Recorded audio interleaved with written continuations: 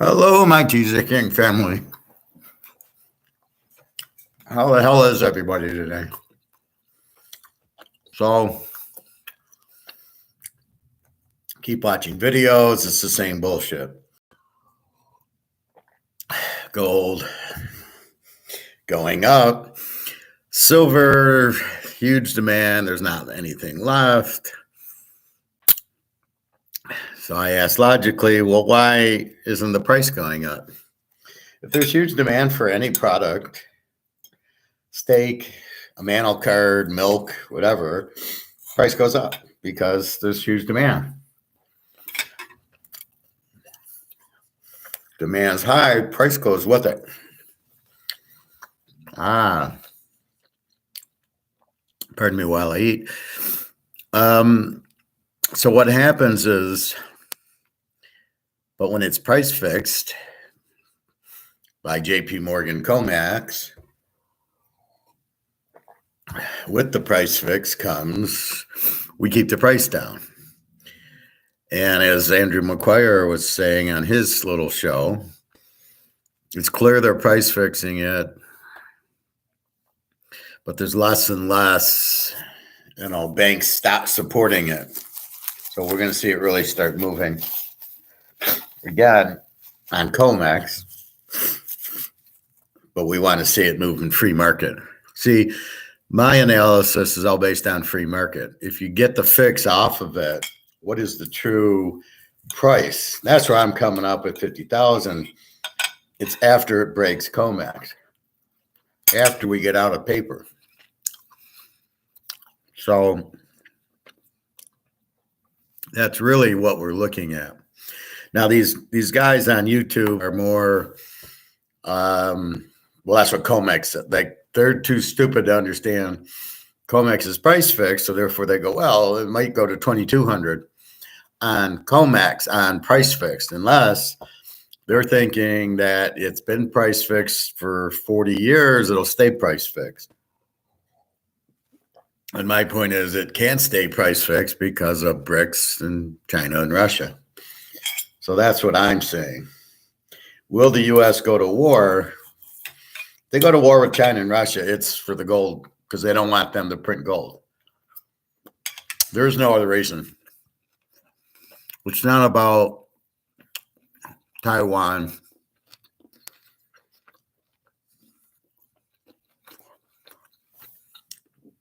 It's certainly not about Ukraine because we would have been in war a year and a half ago.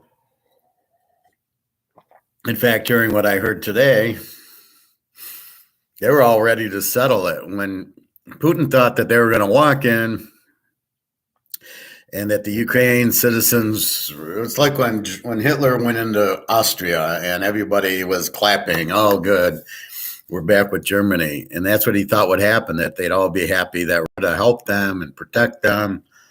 And when they got the war, then they had a truce. They were like, okay, we'll stop the war. Like a month into it, we'll stop the war and that'll be it, right?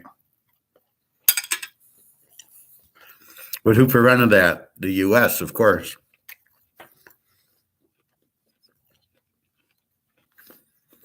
Why would they do that? They want to get closer to Russia. They want to see Russia's army and deplete them.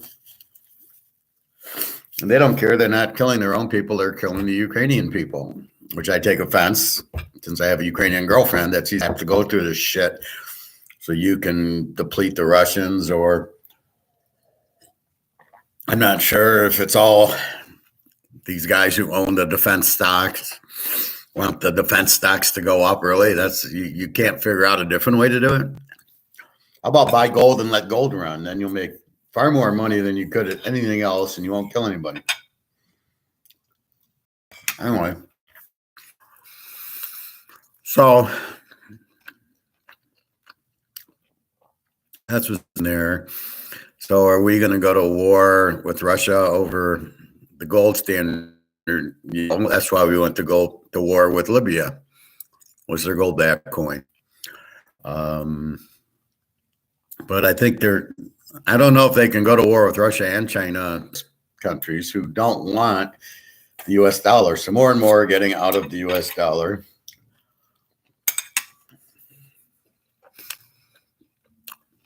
There was a clip I watched from Libya.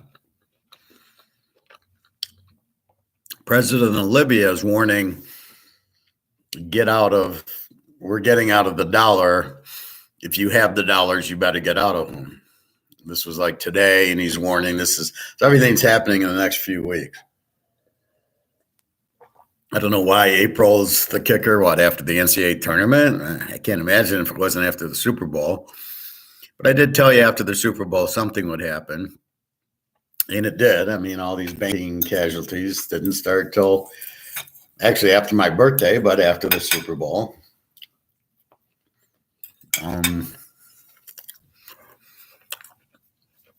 So I've been out of the stock market for about 2 years now.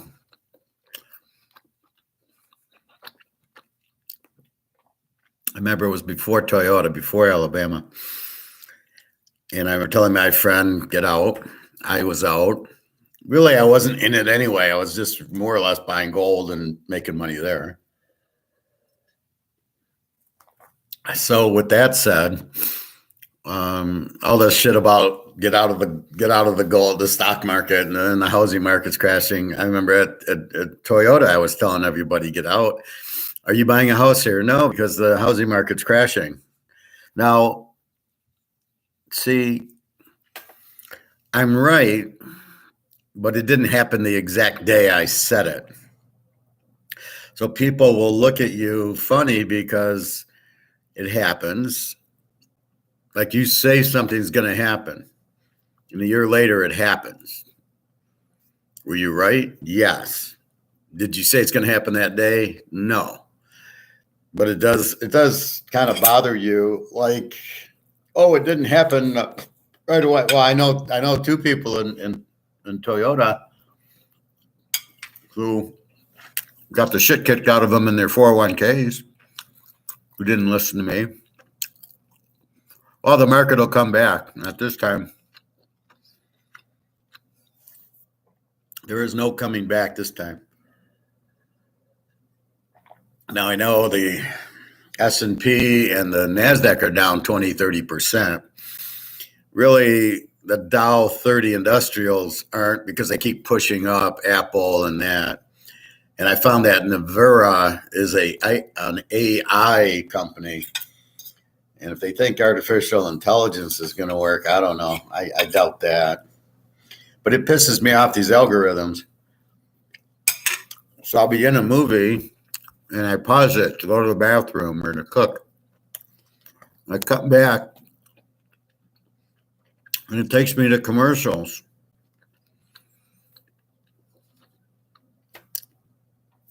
And I'm like, what the fuck? It doesn't matter what it is. I come back, even on Netflix, it resets me. But if I'm on Tubi or something and I go, I'm going to go to the bathroom. I'm going to, check on my coffee or my tea. And I pause it and I come back and it's, commercials for 2 minutes, 3 minutes. It really pisses you off. Even on YouTube, you come on and the first thing you get is a commercial. Then you get to the video and then a minute in, commercial. Some of these are ridiculous. Some of these just keep every 3 or 4 minutes, commercial. That's the AI or algorithms or whatever you want. Same thing in gold. Now, that's what they were talking about. What was strange is the algorithm set that when gold price goes, the dollar goes down, gold goes up. But that's not what happened this week. The dollar price went down and gold went down. They're like, wait a minute, what the hell is going on there? So as gold reaches 2,000, they won't let it go higher. Again, the price fix. All I know is I go to the store. He's got no silver. He's just got the $35 silver. He's all out of bullion. Now, he goes to me, this was Saturday. So Friday he's supposed to get some in. So I go back Saturday to buy it, and he tells me, "Oh, we're supposed to get another 1,000 ounces of bullion, the buffaloes." And I said, "You're never going to get it." So I'm curious if I went in today, maybe I'll go on the way to swim and see if he got it in. My bet is no, or very little. They can't get any. Where are they going to get it from? The demand's huge. And if they did get it in, it's probably gone by now.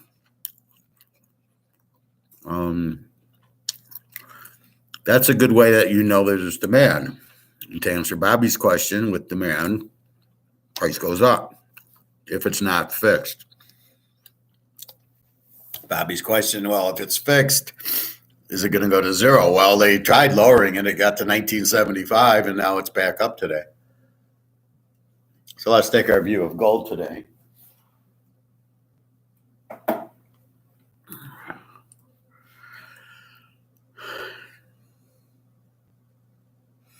Here's oxymorons. Ask the expert. Sprott Money, Ask the Expert with Greg Hemke and Rick Roll. Well, neither of them are experts. Why would anybody want to watch that?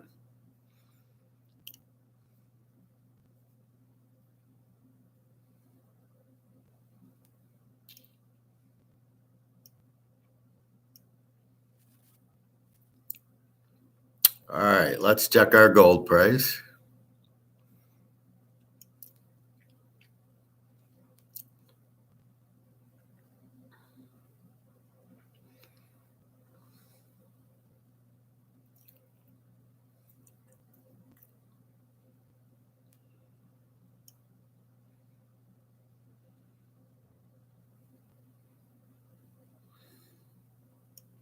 Oh, it was up 6 or 7. Let's see what it is now.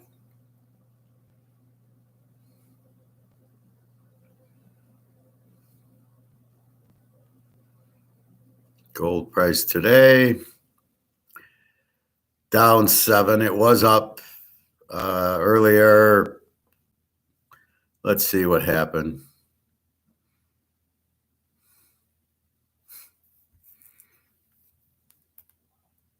Gold price on this goldprice.org. So there's COMEX, and then I guess this is the market. I don't know which is which. This is 1964 at 10 o'clock. At about 9:50, it went down to 1962. Then went up to 1971. Then it slid back down. So it's at 1964 right now. You can see the 10 o'clock. Doesn't always happen right at 10. This was 9:45. At 10, it started to go up. At 10, it went down again and then back up. Silver's at 23.33. So if you think this is real prices, you're out of your mind. This is paper, COMEX, bullshit. So again, why do I show you that? Just to get the idea. So it's being held down by those guys. Let's see what the Dow's doing today. Dow's up 224 points, which you got to be like, you've got to be fucking kidding me. But let's go to the S&P, the Nasdaq's up. Okay, so why would stocks be up? Stock went on the Dow Jones. Let's go to today's. Micron comments lift chips. Lulu stock jumps on earnings. So one stock has earnings and the whole market goes up. 1 hour ago, the Sterling Group ranked number 8 in 2022 Dow Jones middle market buyout private equity. So let's talk about what's really happening in English here. So here's the Dow. It's down year to date for the year, for the month. Now, these people think that you're all morons, right? That you're freaking idiots. And because they think that, oh, look at the stock market's doing okay, so the economy must be doing well. It's crazy. We're not that stupid. So they want to use psychology on us. Well, look at the stock market's down or stock market's up because Micron's up or some bullshit like that. No, they're printing money, buying stocks to say, look, the market's okay. But we really know is get the fuck out of the market. Again, to my Titanic scenario, and I'm going to keep kind of using that. I just think it's an easier way to understand. The Titanic's the fiat currency, right? So if you're in the market, you're in the Titanic. If you're in bonds, you're in the Titanic. And so the whole thought process is go to stocks for safe haven. God, you don't want to be in gold. Again, gold's the only safety you can have in that you can't lose, and you're going to make a fortune in it. So wouldn't I want to go into something that I can't lose? I'm going to make a fortune on, but I got to own physical, not ETFs. Wouldn't I want to be in that? Oh, wait, but the stockbroker financial planner doesn't recommend gold. They recommend annuities or stocks or mutual funds or bonds. They don't recommend gold because there's no commission on it. So maybe you ask, why not? Why isn't there commissions on gold? Well, there's no yield on it. Yeah, okay. So when gold goes through the roof, it gets off of COMEX, I don't need a dividend. But again, they don't want you on that boat. They want you on the Titanic. It's hit the iceberg. It's going down. But they make it look like the stock market. It's up 200 a day. Oh, everything must be fine. Well, the banks are still fucked. You can't even find gold or silver anymore. So I'm going to show you some of these. The first one I was just watching is China caught in its own debt trap. Now, what this means is, what she's talking about is China, to get influence over these other countries in Africa and Asia, lent them money. And now China's in heavy debt because of the Beltway initiative that everybody talks about is going bankrupt. And that's what they're building, bridges and tunnels and highways in Africa so they can ship their goods. Hence the term Beltway, but it's all collapsing, right? And so they need money. So they're going to these countries that they lent money to, like Pakistan or, all these African, Kenya, whatever. They don't have it. So now they're getting defaulted on. They're saying, we need the money and we don't have it. So China, that's what she means by caught in its own debt trap. China's fucked. China desperately needs the gold price to go up. So watch it go up. Now, if you think that we're going to go to war, so China doesn't come out with a gold-backed currency, I got some oceanfront property here in Detroit because it's definitely worth fighting for because they don't have a choice. They're going bankrupt. Russia's going bankrupt, right? So both of those countries want the gold price to go up because they have all the gold. So therefore, they will fight for it. The U.S. probably won't. This isn't Gaddafi and Saddam Hussein they're going after. This is Putin and Xi, and if you fuck with Putin, he's going to nuke you. So I don't think they'll go to war. I think they'll threaten it because that's what the U.S. is good at, is threatening. But I don't see it. Then the next one here is Putin cancels Africa's debt. What did that mean? Back in the 80s, 90s, when it was the Soviet Union, all these African countries wanted they wanted to be communist, or Russia needed money, or whatever it is. And so they borrowed money from Russia. So Africa owes Russia a lot of money. And now Putin's coming in saying, I'm canceling $20 billion of debt that Africa owes us. In return, I'm going to want something, which we don't know what that is necessarily, but that's what he wants. So he's canceling that. So you can see China's fucked. They're in a lot of debt. Putin's canceling debt to Africa, so he wants the allies. He wants them in BRICS. There's nobody left but the U.S., Canada, and some of the Western European countries that are left that aren't in BRICS. None of the BRICS want the US dollar. So basically, we're owed all these dollars that we're not going to get. So we're basically broke.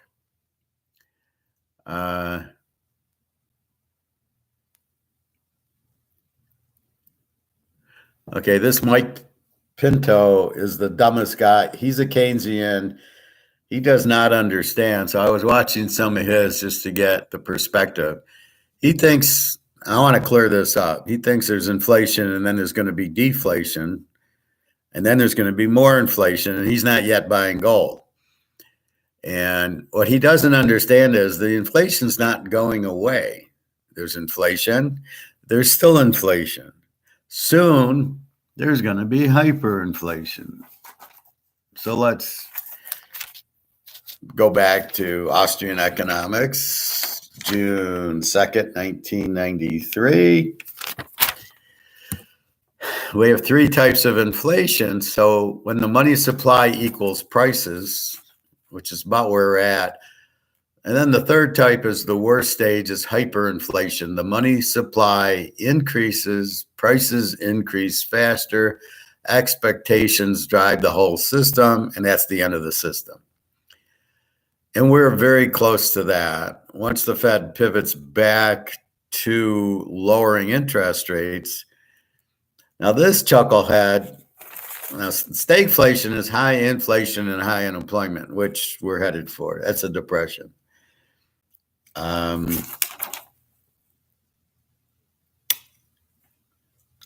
What else?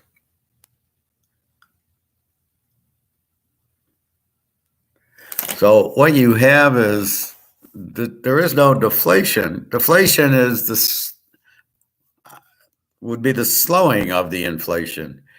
Would be the reverse, meaning see again, but they don't look at it right. So to me, inflation is increase of the money supply, right? You're increasing the money supply, so you're devaluing the money. So what would deflation be?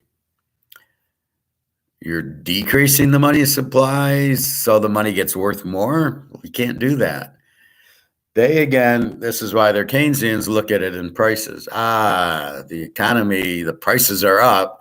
In their mind, deflation is prices going down. That's not deflation, that's prices going down. As I've stated, it's the economy. You're not making the money be worth more. You can't do that anymore. You can't put the genie back in the bottle per se. So you have no money there. And so what do? You've got the, but this guy doesn't quite understand it. Neither of them do. They, again, think it's prices. They don't understand that the value of the money means it takes more money to buy something. The prices aren't going up. So you really don't have deflation. You just have inflation, and then you're going to have hyperinflation. And then you buy the gold and silver because it keeps value. That's why you buy it. He doesn't quite understand that. This guy has a hard time explaining, but he says the same thing over and over and over. There will be no silver. Well, what he really is trying to say in English, the demand is so high that there is no more, it's all bought out, basically, as I told you when I go to the coin store. I say it in English. These guys talk strange language. I go to the coin store, there's no silver. Okay, there's huge demand. We know that. The fact he doesn't say is why the price isn't going up if the demand's that high. I explain it as it's fixed by COMEX. And as long as the game's fixed, like a football game, we know the price isn't going up, but we know the demand's there, which is what raises prices, which is what we're waiting for. So he's saying most demand ever. Okay, now that's a good thing to know is, yes, there is demand for silver. So if you were just to look at the price of $23, you would tend to say, oh, there's no demand. But when you read this, and he sells gold and silver, so the only thing he's useful for is to say most demand ever for gold and silver. Everybody's buying it, but he can't connect the dots. Why isn't the price going up? Any other product, the Bobby Bow shoes, steaks, anything that you would have this much demand for, the price would go up. If everybody came into my barbecue place and ordered the ribs, it's $25, and everybody ordered. That's all. Everybody orders ribs, and he puts the price at $30, and everybody comes in and orders the ribs at $30. He could then charge $35. He would have demand. What I'm telling him is your demand's going to go down. If you raise your price to 30, your market's 25, 26. You set your market because you had it at 25, right? So you're raising your price a little bit, but if you keep going, there won't be demand. Sort of like Toyota and Ford and all these cars, it's too expensive. There's no demand. The only thing I can say is the Chinese restaurant, General Chow, was $11.99. It's $13.99. It's still selling like hotcakes. She's still under market. She can go to $15.99. I'll still buy it. I think I'll stop buying it at $20.99. And even then, what I'll do is buy it once a month and go buy something else the other Saturdays, right? I'll go to the barbecue place and get a hamburger or get the chicken or something where I won't go Chinese every Saturday. But at $13.99, I get an egg roll. It's $17.99 out the door. Fuck, under 20. It's like it's a joke. I mean, it's worth far more than the $13.99 you check, because I get a whole shitload of. They fill that whole white container with chicken, and it's good and it's healthy and it's not fried and there's no MSG. I mean, it's a perfect meal, and the sauce is good, and I got broccoli in it, so it's very, very healthy.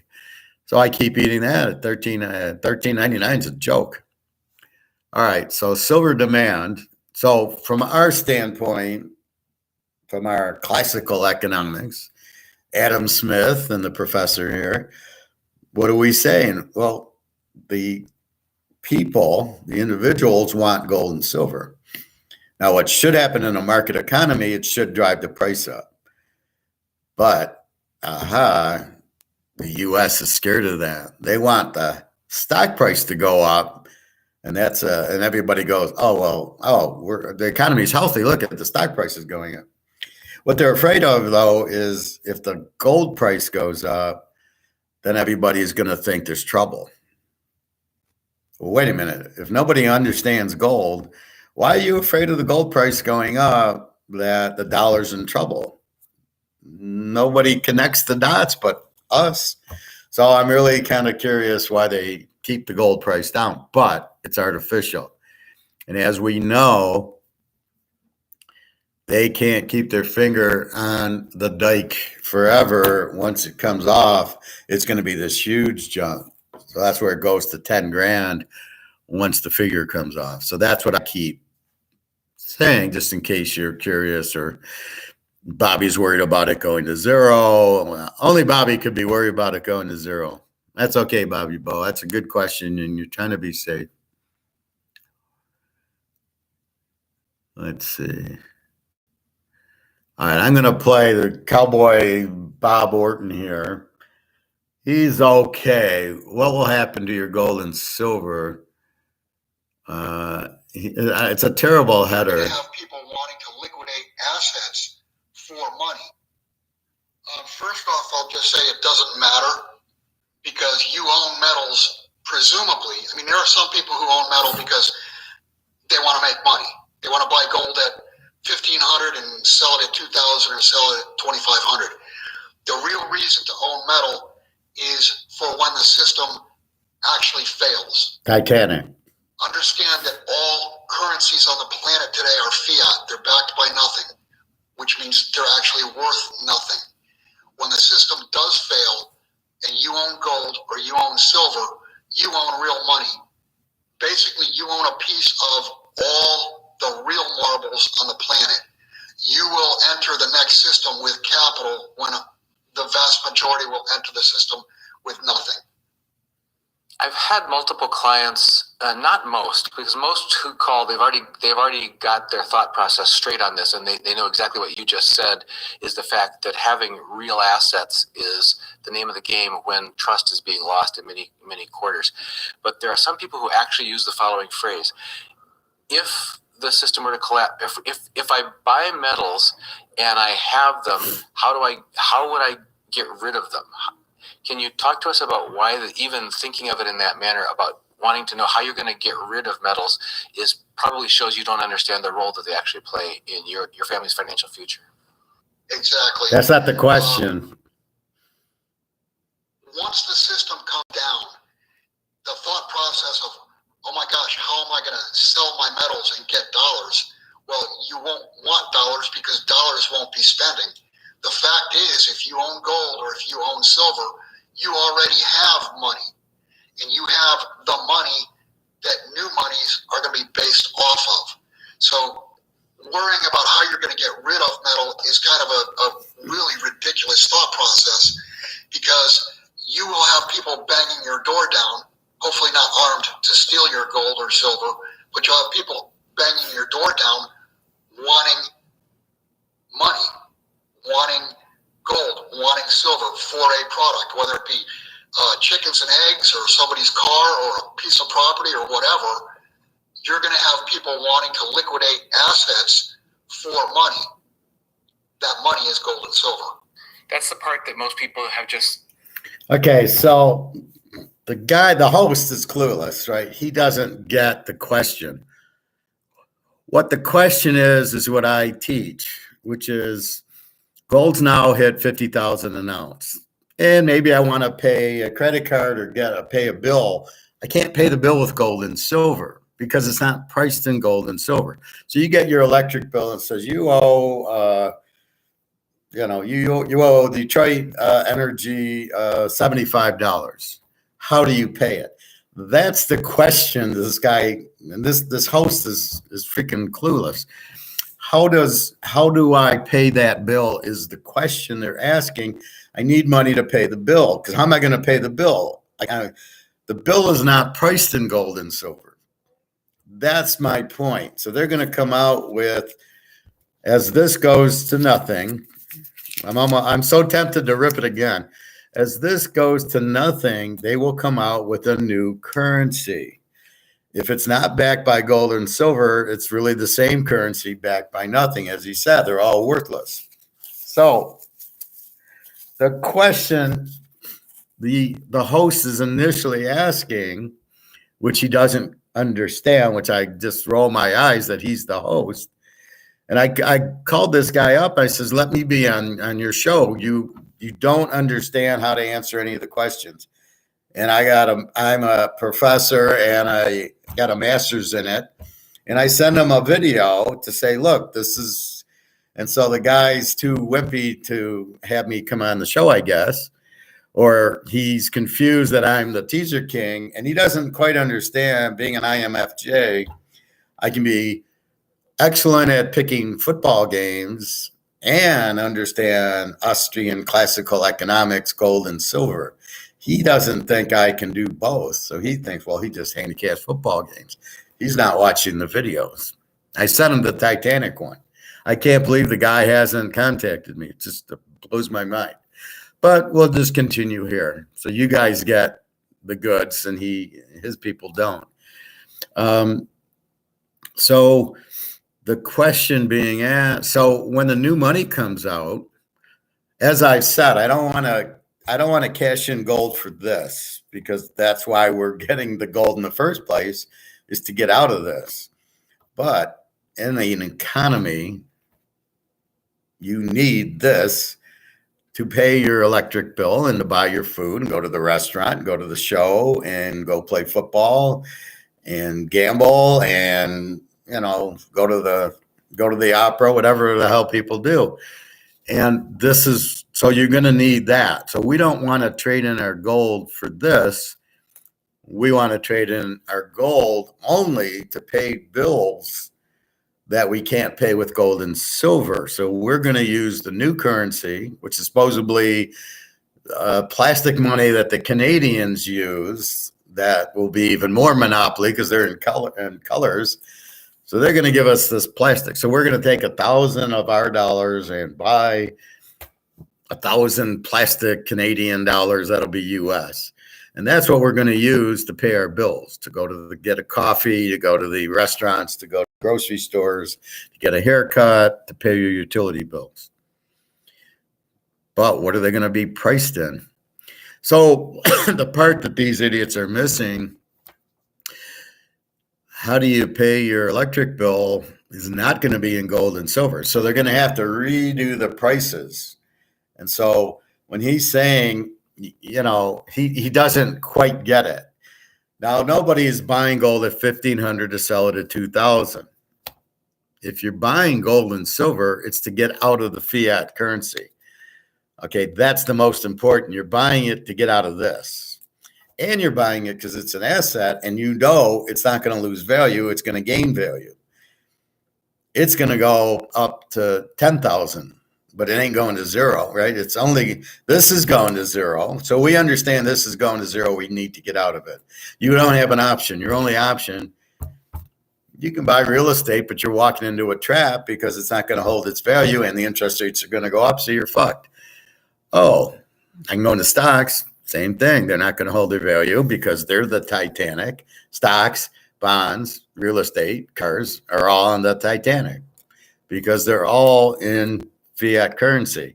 Your car is an asset, but it's depreciating asset. It's not going to hold its value.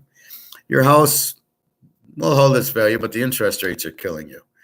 So not a bad play, but are you going to buy a house now? Can you afford it? But what did he say? You can buy property and cars with the gold. So that's our goal, is to buy a house with gold. Here's an ounce. He's going to need the money. And his money is going to be worthless. Warren Buffett has $2 billion in cash, going to be worthless. So you can give him an ounce of gold, and then the light will finally go on. Oh, fuck, I should have bought gold. Too late. How many people are going to have money to spend 30, 40,000 an ounce on gold? Gold's up to 2,100, and I bet he still has it. I bet nobody's buying the gold at 2,100. If you had quarter ounces, I would have bought them last week. Or 1/10 of an ounce, something like that, I would have definitely bought it. He had a gram that's like a 1/10 of an ounce was $2.30. The gram was like $1.50. So the gram's not even a 1/10 of an ounce. I got some 1/10 of an ounces. So basically, yes, you're buying the gold to get out of this because you're jumping off the Titanic. That's such a beautiful analogy I use. I'm jumping off of this, and there's a ship made out of gold that I'm joining. And that's going to go up in value and up in value and up in value as soon as J.P. Morgan exhaustedly can't fix it anymore. But, the story goes, but if we let gold go up or we let silver go up, that'll be the end of the dollar. Well, I got news for you. The dollar's over because 85 countries and all these BRICS countries and all these countries joining BRICS are not using the U.S. dollar. If you join BRICS, you're agreeing not to use the U.S. dollar, that we're all going to use this new gold-backed dollar because that's the only one anybody can trust, because nobody's trusting Russia or China, trusting them to hold the currency and not print it. So it has to be a gold back, which is what Bretton Woods was about in 1944. The U.S. agreed to have a gold-backed dollar, and the whole world agreed because it was backed by gold, because nobody trusts the U.S. And then Nixon gets us off of it. It was totally illegal. You have a signed contract with the rest of the world that this U.S. dollar is going to be backed by gold. And now you've taken us off of that. You can't. That's not an option. It's basically bullshit. You can't take us off of that. So, but what does he do? He does it anyway. Okay. So he takes us off. And now here's lesson learned. Does all these BRICS countries want to go off of like a U.S. dollar not backed by anything, or a Russian or Chinese dollar not backed by anything? So the sale point has to be, it's going to be backed by gold. They all have a ton of gold, and they want the gold to go up. They don't want it to be 2,000. They want it to be 200,000. They got silver. They don't want silver at 23 an ounce. They want it at 23,000 an ounce. Keep in mind, it should be about a 10-to-1 ratio. So as gold hits 50,000, silver hits 5,000. Once it hits free market, I was listening to one idiot yesterday talk about silver. Well, it's used for, solar panels and dude, it's money. Hello, McFly. Is anybody home in the guy who's talking's brain? Why does he go on YouTube and then everybody can see he's a freaking idiot? That's not why you buy. We're not buying silver because of solar panels and cell phones. We're buying silver because it's money. It's 10-to-1 of gold, and we know gold's going to go through the roof because everybody's running the safety. All the central banks are running the safety, so all the central banks are going to want it to go up. Nobody wants it price fixed. They want it price fixed now where they can buy more, but there ain't a whole lot left because everybody's running into it. So it's really speeding up that everybody's running into gold because they're getting their money out and they're printing. That's why you have a lot of inflation. They're printing money to buy the gold at these cheap prices. And JP Morgan will not be able to hold it much longer because the demand will be too great for the gold and the silver as the Titanic is sinking. There's no other way. So they will have, it's like we have to take the ring to Mordor and throw it in the fire because there's no other way to beat Sauron. And there's no other way to beat Sauron than to jump into gold and silver. And that's it. And so again, I'm elaborating because these guys are so stupid. Then we have our man, Andrew McGuire, talk about his gold and silver market and massive gold and silver trade crash do this. So this is where he's talking about COMEX crashing and that the physical is going to be there. Get out of the ETFs. I've warned you about that for a year now. If you're in a gold ETF or the Sprout GLD, get out of it. It's not real. You'll never get your money. You'll never get physical gold out of it. And if you don't have physical gold, you don't have gold. This is what I'm trying to tell you and why I show you the coins and why I'm buying the coins. See, they're trying to make it like, you can buy a Sprout GLD ETF at, I don't know, what, $200, $300 a share. So just put in $1,000 of that, and you'll have 5 ounces. Well, you won't have anything. You'll have 5 shares of the ETF, but when gold hits 20,000 an ounce, the Sprout ETF is on the Titanic. It's paper. It's going to go to zero because paper is the Titanic. And you're going to go, wait a minute, I got 10 ounces of gold. I got 20 ounces of gold. I bought all these ETFs. No, you didn't buy anything. Unless you have the physical, you don't have anything. And that's the lesson learned. So that's what he's talking about there. Keep that in mind.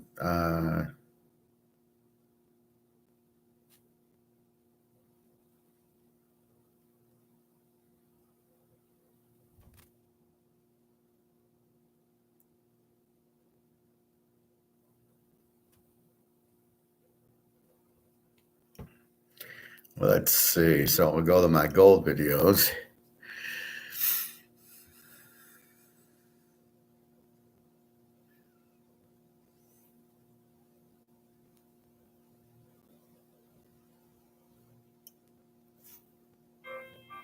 My advice in this one very specific case. Hate these ads. Put all your Reese's eggs in one basket, and then your basket be enormous. Oh, and then your basket have wheels, so you can roll it around from place to place. If you smell what the Rock is cooking. For you, Bobby. So that's about as well as you can explain it. as The Rock would explain it, that's why you do it. So when these guys talk, gold might hit 2,300, turn off the channel, give them a negative, because it's COMEX driven. When they compare it to 2008, turn off the channel.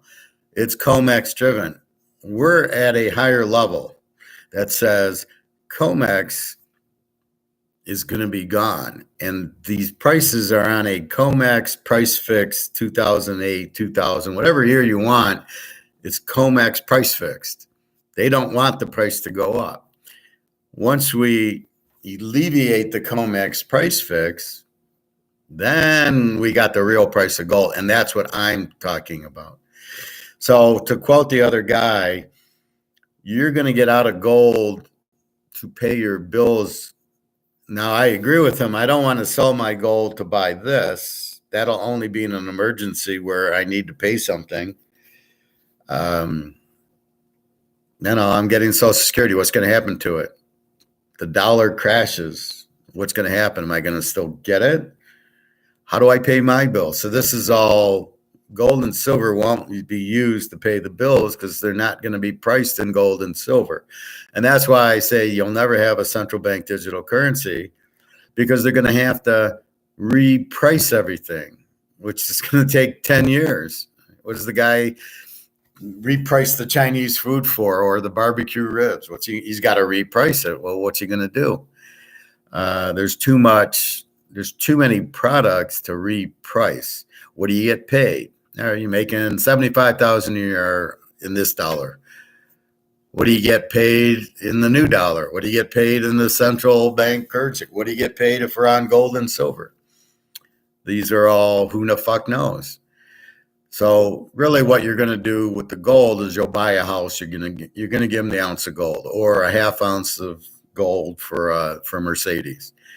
And you just walk in, here it is. They'll love it. They'll take the gold. That's why you don't buy Bitcoin, because they won't take the Bitcoin. They won't be able to do anything with it. But if you give them gold, they'll know what to do with it. They will take the gold and off they go, especially once this collapses. So we all believe this is going out.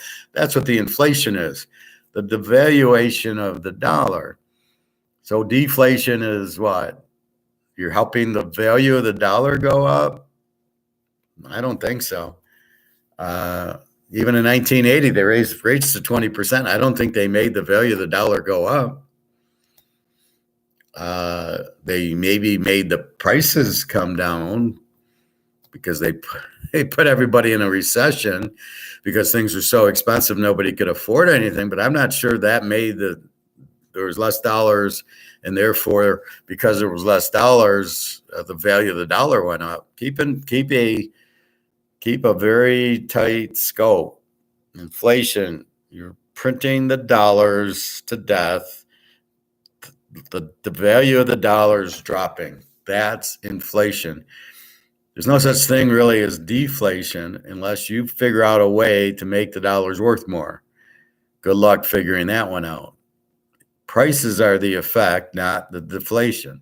You more or less go into hyperinflation because you really can't contain it, right?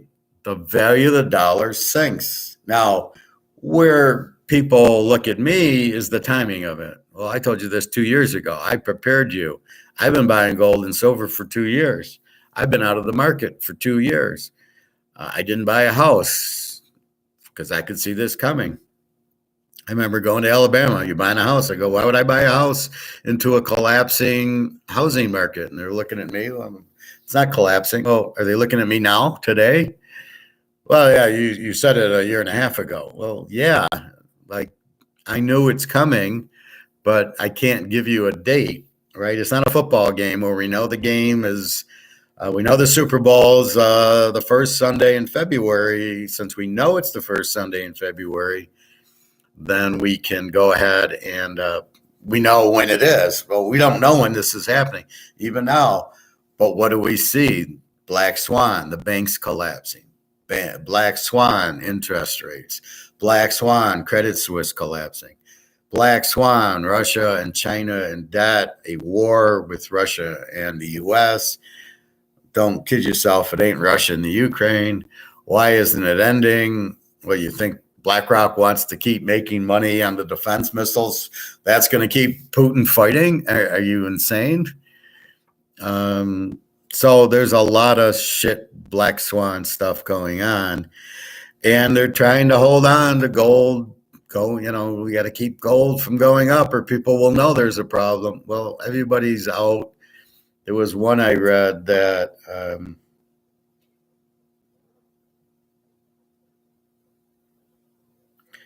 it must be in the other one.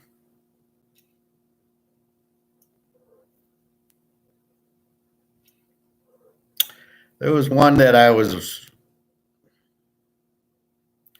watching where they basically were saying that if gold goes up, probably Andrew Maguire, if gold goes up, then the U.S. knows the dollar's in trouble. And I'm like, the U.S., I'm sure, knows the dollar in trouble. I see where China is. Let's see if I can get to some of these other ones. So basically, China has sold a bunch of dollars to get to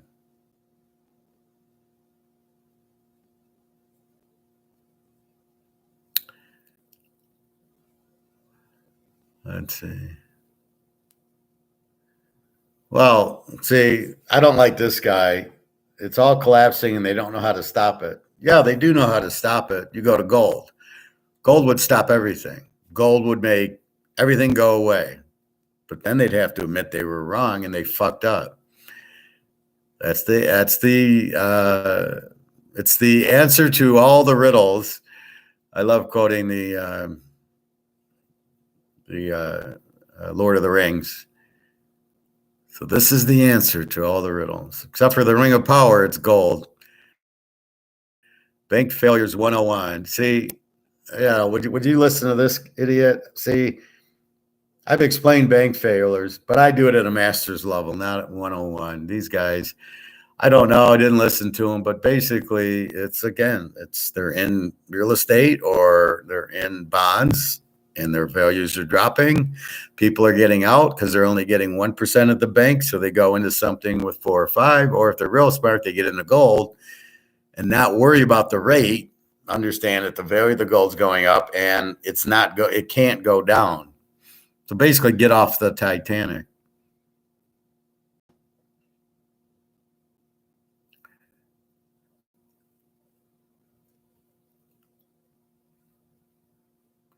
See, again, this moron says there will be no silver. See, he loves these titles. So when I see that, I shy away because he's such an idiot. Most demand ever for gold and silver. How does this end? What do you mean, how does this end? All right, so don't say there will be no silver. There will be no silver at this price is what he needs to say. At $23 an ounce, and you can go to the store if the guy got any rounds in, buffaloes, or these 5-ounce ones that I bought, they're $27 an ounce. So what he should be saying is there will be no silver at $27 an ounce. There will be silver at a higher value, but not at 27. The silver's not going anywhere. I got 500 ounces of it now. It's not going anywhere. I'm not going to eat it. I'm not going to throw it away. I'm not going to melt it. It's still going to be there. And when you hit 2,000, I'm going to sell a little of it. Not that I want the US dollars, but if I need it for bills or something or take a vacation. So this whole title, there will be no silver, really makes this guy look like an idiot. There will be no silver at this price. It's being bought up because it's so cheap, because JP Morgan is keeping it, because if it goes up, people will get out of the dollar. This is their fare. Our only competition, we're on the Titanic. It's going down. Here's the boat made out of gold over here. But if we raise the silver price, people will get off the Titanic and go to the gold boat, is what they're saying. This is what they're saying, is I would get off the Titanic and go to, if you raise the price of silver. How does anybody connect the dots? if people are in trouble in the banking system now, their thought is to get into gold and silver anyway. Maybe stocks. Oh, look, the stock market's doing well. I see where people are giving out their stock advice. The 5 stocks you could get. One guy, I'm getting 15% on my stock. Yeah. Well, when your stock hits 0 and you're getting 50% of 0, then let me know as the company goes out of business. So this guy is a liar and a thief. There will be no silver is a terrible topic. It's a terrible header. It should be at this price. There will be silver, but you'll never get it at this price again. Should be his heading if he was honest and if he knew what he was talking about. But I doubt it. And this guy's all over this guy. He's in 100 videos, but he says the same thing. I've never seen so much demand for silver and gold. Well, what the fuck? You got inflation. You've got nobody on the dollar. People are panicking to get out of the dollar as it's collapsing, and the banks are collapsing. So what the fuck do you think's going to happen? What kind of idiot is this guy? This is the problem with the salesman. They don't know what they're doing. He'll say, I'm an economist. I'm an economist. Do I explain it to you? He doesn't explain it. All right, let's get into other. Ooh, here's another guy. Silver is on fire. Buy now. Oh my God. If he didn't say that, I probably wouldn't do it. Rafi Faber. And then he's going to come out and say, geez, I told you the silver price is going to go up. See, the professor never has to say that. I don't tell you I hit Cincinnati over Kansas City in the championship game, or I had Cincinnati over Buffalo. See, I told you I had Cincinnati over Buffalo. I had Cincinnati over KC. Do I ever tell you that? No, just in the video as I'm picking it going, take Cincinnati to beat Buffalo. Cincinnati beats Buffalo. I don't sit there and say, I told you so. Silver's on fire by now. Oh, really? Geez, if you didn't tell us, we wouldn't know. Unbelievable.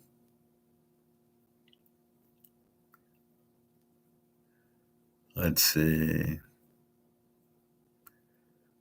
Oh, here's Michael Burry. Stock market crash coming. Oh, he's so smart. He told you the big short. Well, that was not fucking hard to tell you. 5 reasons why stock market crash is coming soon. Okay, dude, it's because of inflation, because of inflation, because of inflation, because of inflation, because of inflation. There's your 5 reasons. I don't need to watch this idiot to tell you why the market's crashing. Things are more expensive. They can't sell them to the market because the market says I'm not paying more for it. They can't make their profit because they can't make their 20% because people are not going to buy at the higher price. Because you can't, just because your cost went up, pass it on to the consumer because he's not going to let you. I'm not paying $40 for ribs. I'm not going to do that. So your stock's going to get hit because your sales are down and your costs are up. The stock market goes down. Then people will need money because the banks are crashing and they're going to need money to pay their bills. So they're going to liquidate their house and they're going to liquidate their stocks and they're going to want gold and silver. I think I covered it there, Michael Burry. The guy, he did a very simple thing and then he's trying to take credit like he's a big shot. And then I hope you don't listen to idiots like this because what he did was simple, but what he's trying to do is say, look, I'm a genius. And that pisses me off because if you got to say that, then you're not. Let the people say it, not you. You can say the professional knows what he's doing. I can't say I know what I'm doing. You have to say it, but if I say it, then I look like a freaking moron.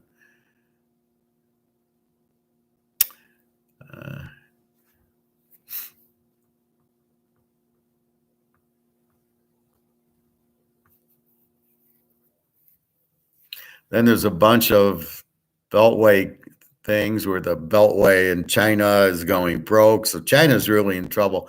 They have a lot of debt. So does Russia. And they're just waiting for the gold to go. And they're not going to sit there and let the U.S. keep the gold price down. And they've got so much gold. They don't need any more at this price. They need the price to go up. So that's where it's going.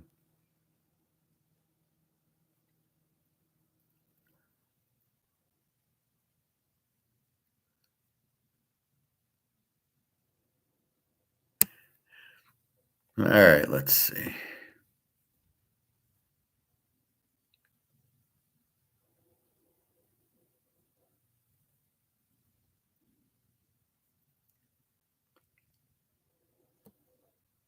So now here's another idiot, this Mike Maloney guy who is clueless. Worse than 50% crash coming. How does he determine that? How can you determine 50%? I think it'll be 90%, but it's a guess. Just like I say, gold's going to go to 50,000 an ounce. It's an educated guess based on us getting off of COMEX, but I have the explanation. We won't be on COMEX. We won't be price fixed. And when it goes to market, it'll at least go to 50,000. When that happen? Soon, but I can't give you a date. But I can tell you why it's going to happen, because once the price fixing's gone, it's there. Worse than 50% crash coming. He's probably got a little chart, or for stocks and real estate. No, a lot worse than that. This guy doesn't know what he's doing because he keeps doing charts. He's more of a MMT guy or a Keynesian, but he doesn't really understand Austrian or classical economics. He's not Adam Smith. He kind of wants to understand it, but he doesn't. But by doing charts, as I've said, charts can easily be manipulated. Let's look at the Indianapolis Colt chart. Oh, wait a minute. Peyton Manning went on to Denver. I guess I can't look at the Indianapolis Colt chart. I can only look at it while Peyton Manning's there. I have to understand to change the chart when Peyton Manning's gone. Well, if this guy's looking at charts and seeing what happened in 2008, what the fuck what are you doing that for? Well, this is what happened in 2008. I'm going to use that as a retrospect for what's going to happen now. Well, that you can't.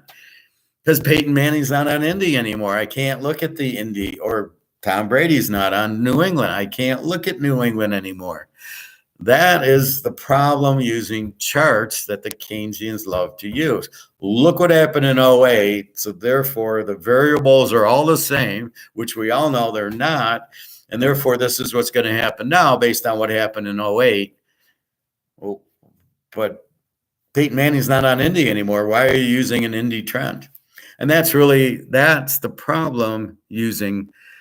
That's why I never use trends or charts in economics. In football, only when I can use it, which is like KC now for 5 years has had Mahomes and Randy Reed. I can start using KC trends.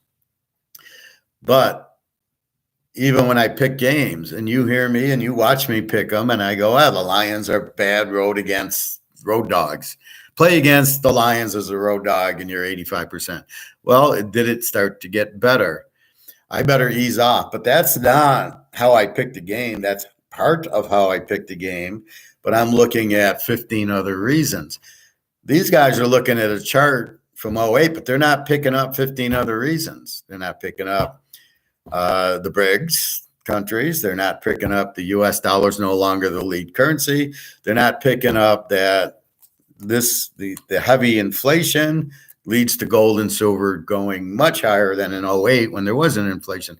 So they're missing all these other variables. That's why you don't use a chart, because it's not in the chart.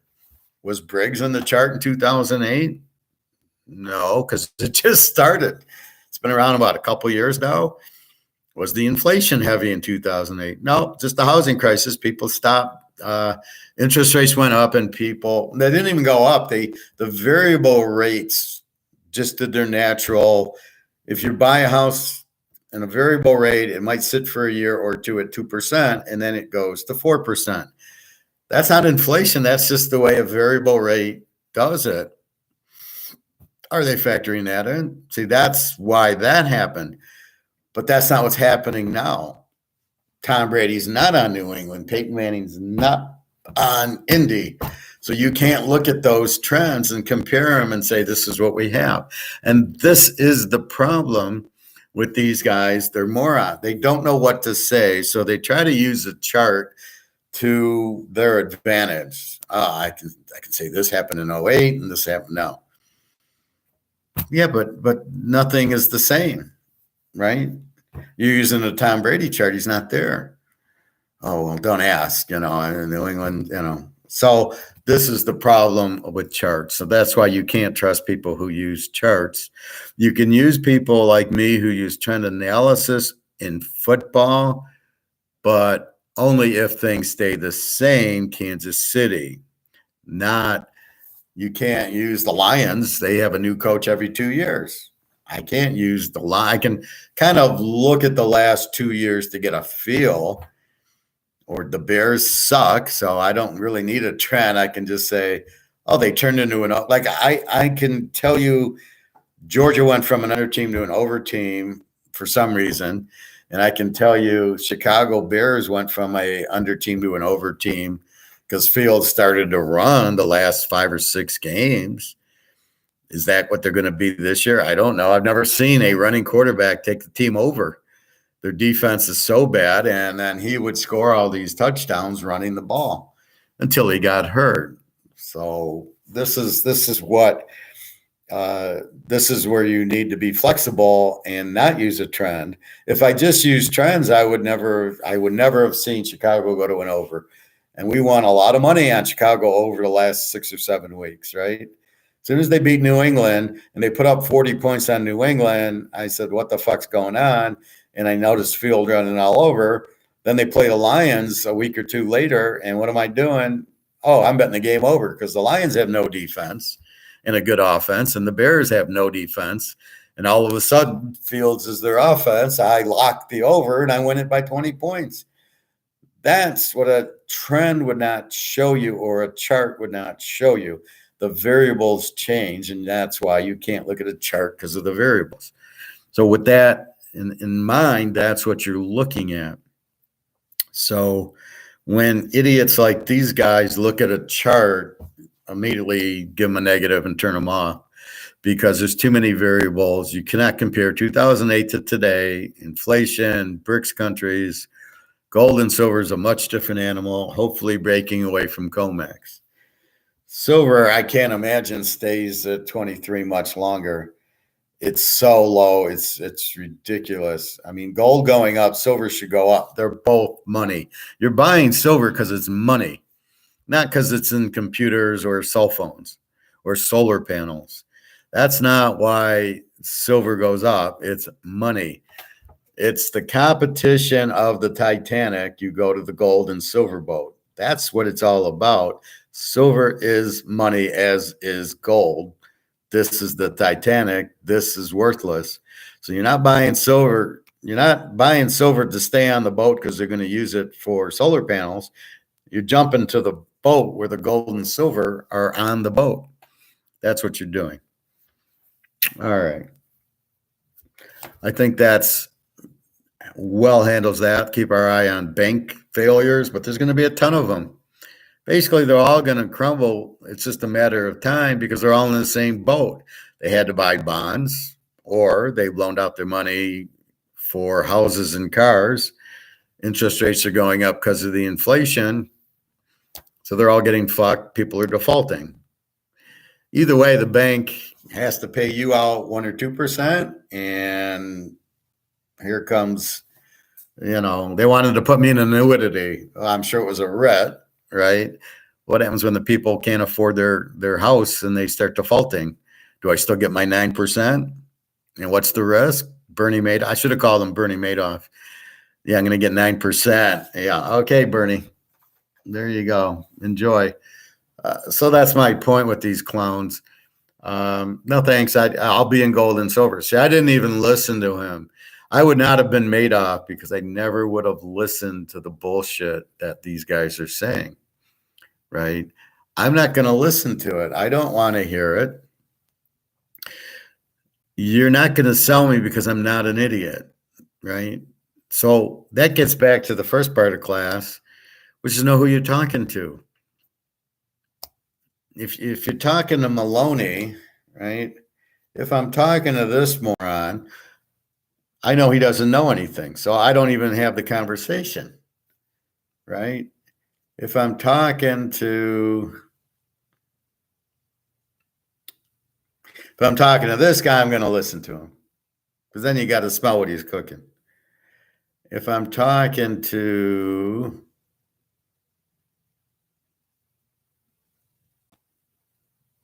If I'm talking to this moron, I'm not going to talk to him. I'm not going to listen to him. If I'm talking to this guy, I'm not going to listen to him.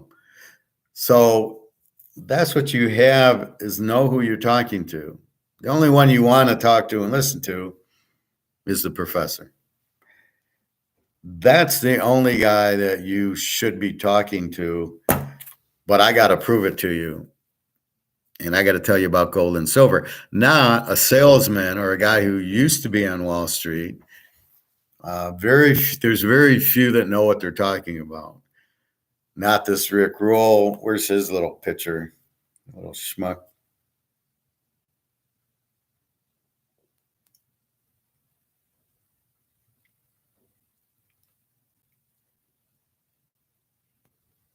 This guy, I would run away. He's clueless. He is not. He is a Keynesian. We listen to Andrew Maguire and we listen to Alistair McLeod. Him you may listen to. Joe Rogan, I don't know. You're going to listen to Joe Rogan. So it's a very select group who you actually listen to.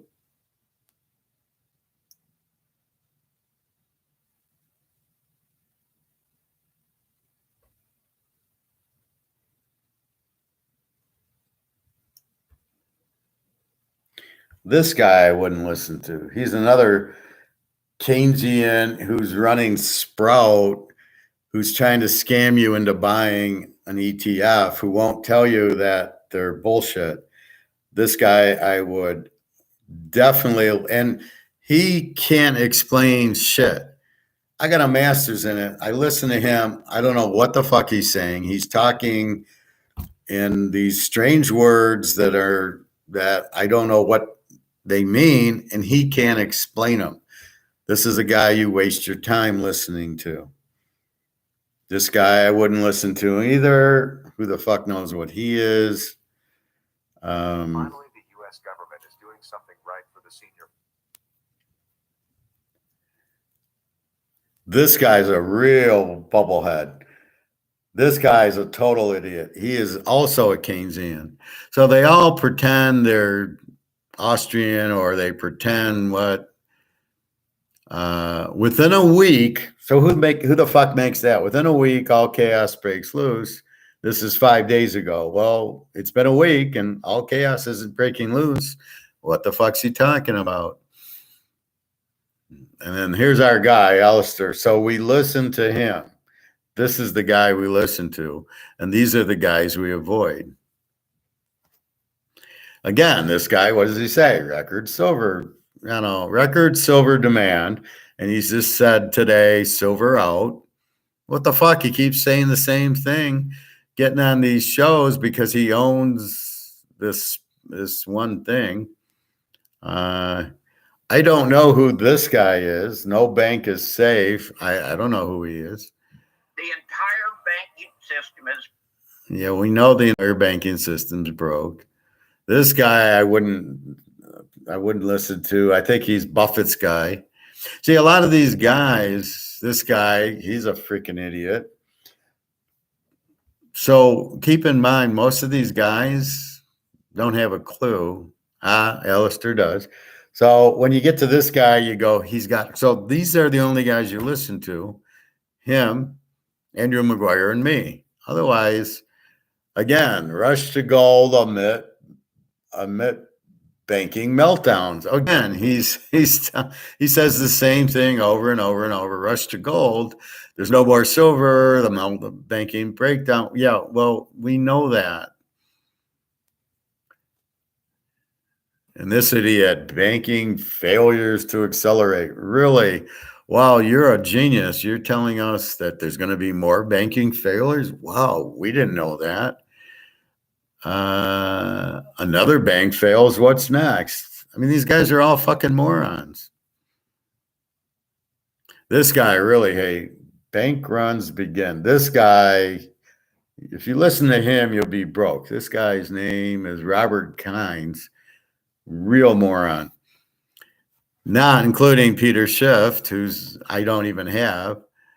And then this guy again is terrible. So I'm walking you through all the guys to stay away from.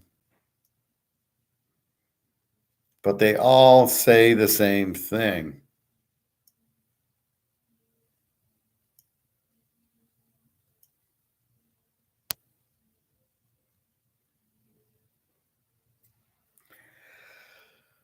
So I'm trying to keep you from wasting your time, from listening to the wrong person.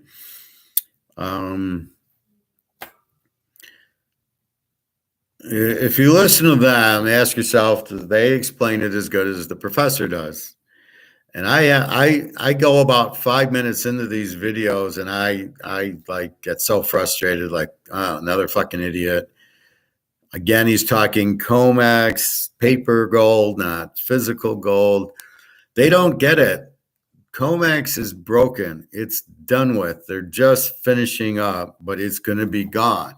So to say the price of gold in COMEX is going to be this or that is just a waste of time, because that's not what the price is going to be. It's going to be in gold, and it's going to be in physical real price, which is nowhere near 2,000. Not the COMEX. Let's keep the price down so America doesn't get scared, which is the storyline. But the real reason is because we get paid by the central banks to keep the price down so they can buy it cheap. That's the real reason they're doing it.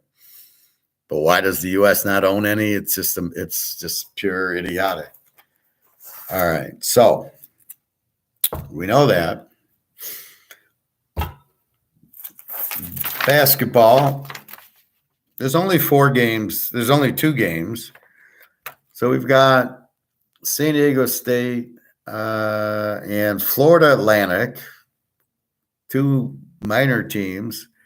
This would be like the college playoff where you've got Illinois playing Nebraska for the title. You'd be like, they didn't even win the Big Ten. Like, why are they there? So San Diego State's minus 1.5, 131.5 against Florida Atlantic. I like the game under because San Diego State with the great defense. The other side, you got Miami and Connecticut. Connecticut laying 5.5. You've got to be kidding. Over under 150. Miami gets 5.5. All right, I am making this a 5-star because this is fucking ridiculous. You hear that, Nick? 5-star. Miami. All right, you just beat Houston and Texas, 2 outstanding teams. Am I scared that Connecticut beat Gonzaga, who's an offensive team? Miami's not an offensive team. I wrote their little numbers down. Miami scores 79, gives up 71. Probably more of an over, but they did it against Houston. This is the Super Bowl, right? Philadelphia was an 18 defense, unless they played Green Bay and then Dallas, and they gave up 40 points. So then you realize it wasn't really an 18 defense. It was only an 18 defense against the Giants and Washington, teams without quarterbacks, and they played the Indy, Jacksonville, Tennessee, more teams. So that's 4, 5. Basically 9 games against teams with no offense and quarterback. Okay. So then we got, we realized that Miami is a good offense. And then we got Connecticut scores 79, gives up 64. We don't know who they're playing in their conference. Are they Washington and the Giants, or are they Green Bay? So we assume because they beat Houston, who gives up 58, they're not going to have a problem with Connecticut at 64. There's no way Connecticut's winning the game by 5.5. That's a 5-star. Take Miami plus 5.5. Fucking ridiculous. There's no way they're getting. I don't think they're going to lose. Watching them against Houston and Texas, I don't see them losing to Connecticut. I know Charles Barkley picked it, so that makes me even want to play Miami stronger. I think you'll have Miami, San Diego State, and I'll take the dog, which will probably be Miami. I don't see Miami losing. They're not going to lose to Connecticut. And then Florida Atlantic and San Diego State does not scare me. San Diego State when we compare them to Connecticut's a 79-64. They're a 71-63. Neither of them defense in the 50s like Houston was. And then we have this, but Miami gets the turnovers. They got a great guard and the forward, grabs a lot of rebounds. That's going to be hard. Florida Atlantic scores 78, gives up 65. So you can see why what they've done is they're a very good team to score 78 points and only give up 65, where San Diego State scores 71 and gives up 63. So they basically score 7 more than San Diego State while only giving up 2 more. That's why I like the under in this game, where I'm not as objective to take San Diego State. It really didn't beat anybody. I don't consider, okay, they beat Alabama and that's it. Okay, how good was them? I don't know. They're always overrated in football. So let's just look at that. So that's why Florida Atlantic could win. They're a 1.5-point dog. I'm not fucking with them. I'm going to go under. But Miami, I think, is the better team than UConn. So that's where I'm at with that. So Miami, go over, go under San Diego State. All right. So yesterday we started talking about the NFL draft. We've talked gold and silver. We've talked the Titanic. We've talked the bank runs. We know that the banks are crashing and that people should be jumping into the gold ship off the Titanic ship. So we've pretty much covered that. But if you have questions or comments on that, please feel free to ask. Now we get to basketball. We got the 2 games Saturday and then the final on Monday. NFL draft. Again, in the NFL draft,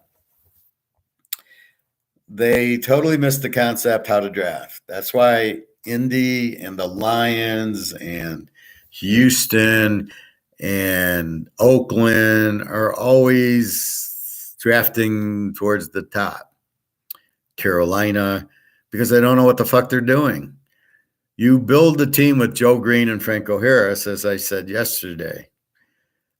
You built the Niners. You didn't build them with Joe Montana. He was a 3rd-round pick. You built it with Ronnie Lott and Carlson Williamson and the Dwight Hicks from Michigan. And you built it with really just good defensive linemen. You built it basically with Bill Walsh. I mean, all you really added, that was an unusual one. You just drafted Joe Montana, but you got him in the 3rd round. That's how stupid these GMs are. The stupider one is Brady in the 7th round we can look at. But look at the top 2 quarterbacks were not drafted in the 1st round who've ever played. I don't think Johnny Unitas was a 1st-round draft pick or Lenny Dawson. Bart Starr was a 14th-round pick. So they missed the point how to draft in the first couple of rounds. You never draft a receiver. You never draft an offensive lineman. And you probably don't draft a quarterback. You want a Joe Green, somebody that controlled the defensive side of the ball and shut you down. You want Jack Ham. You want Jack Lambert. You want Mel Blount. You want Mike Wagner, Donnie Shell, JT Thomas. You want some linemen, Mike Webster and those guys. And I don't even think they got him in the 1st rounds. You want Franco Harris, and then you want to get your Lynn Swann and your John Stallworth. Look at the pieces they put together. The problem is if they would have been able to draft more of those guys in the late 70s, you'd still hear the Steelers. They'd still be winning Super Bowls. Chuck Noll, with the great defensive mind, knew how to play to that defense, put pressure on the quarterback. You couldn't run on them. They would win now. You couldn't beat them. With that defense, that's like the Ray Lewis defense, and all he had was Ed Reed. He didn't even have all that. So that's how you draft. If I'm Houston or Indy, I'm not drafting a quarterback. Who's the quarterback? CJ Stroud or Richardson? This is your choice to draft. That will you be even better the following year with those guys? No. But if you found your Joe Green or your Franco Harris, chances are you'd be. Look at the Giants. They got Barkley. Now they got their running back. Now, I still hate that these idiot announcers on the radio tend to think, well, we don't want a running back because the game's changed. The game hasn't changed. If you can run the ball, especially in the red zone, and play defense and play run defense, Joe Green, if Jack Lambert, if you can play defense like that, you win games because they can't move on you. I mean, look at that Burt Jones team with the Colts, couldn't do anything. Staubach couldn't beat them twice. Well, the Vikings couldn't beat a high school team. How the Vikings kept going to the Super Bowl shows you how bad the NFC is. That's sort of like what I used for New England. Like the teams they had to beat were so bad that it was a joke.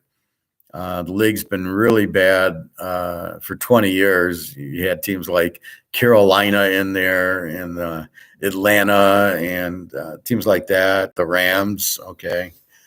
It's just been very weak teams. I mean, the Rams win the Super Bowl and nobody's even picking them to win the champion, to get in the playoffs. That's how bad it is. Okay, we give KC credit, check. We give Cincinnati, Joe Burrow, check. Buffalo, check. San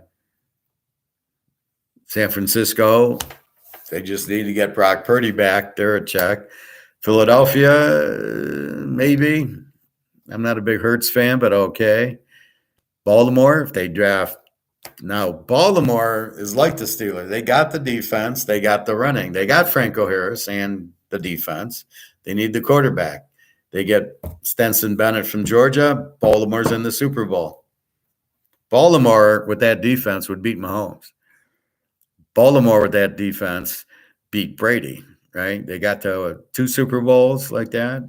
Pittsburgh beat Brady with that defense. The defense will beat the good quarterback every time. That's why Indy and Houston's got to be building their defense. Jacksonville, forget taking Trevor Lawrence. You're not going to do anything with Trevor Lawrence. They won't make the play. So what'll happen this year is the Jacksonvilles and the Miamis have the harder schedule, right? Now they got to face the stronger teams. They got to play KC. They got to play Cincinnati, Pittsburgh, teams that don't want to play. And that's why they struggle the next year. So against the Jacksonville won, 2 games, have the weak schedule.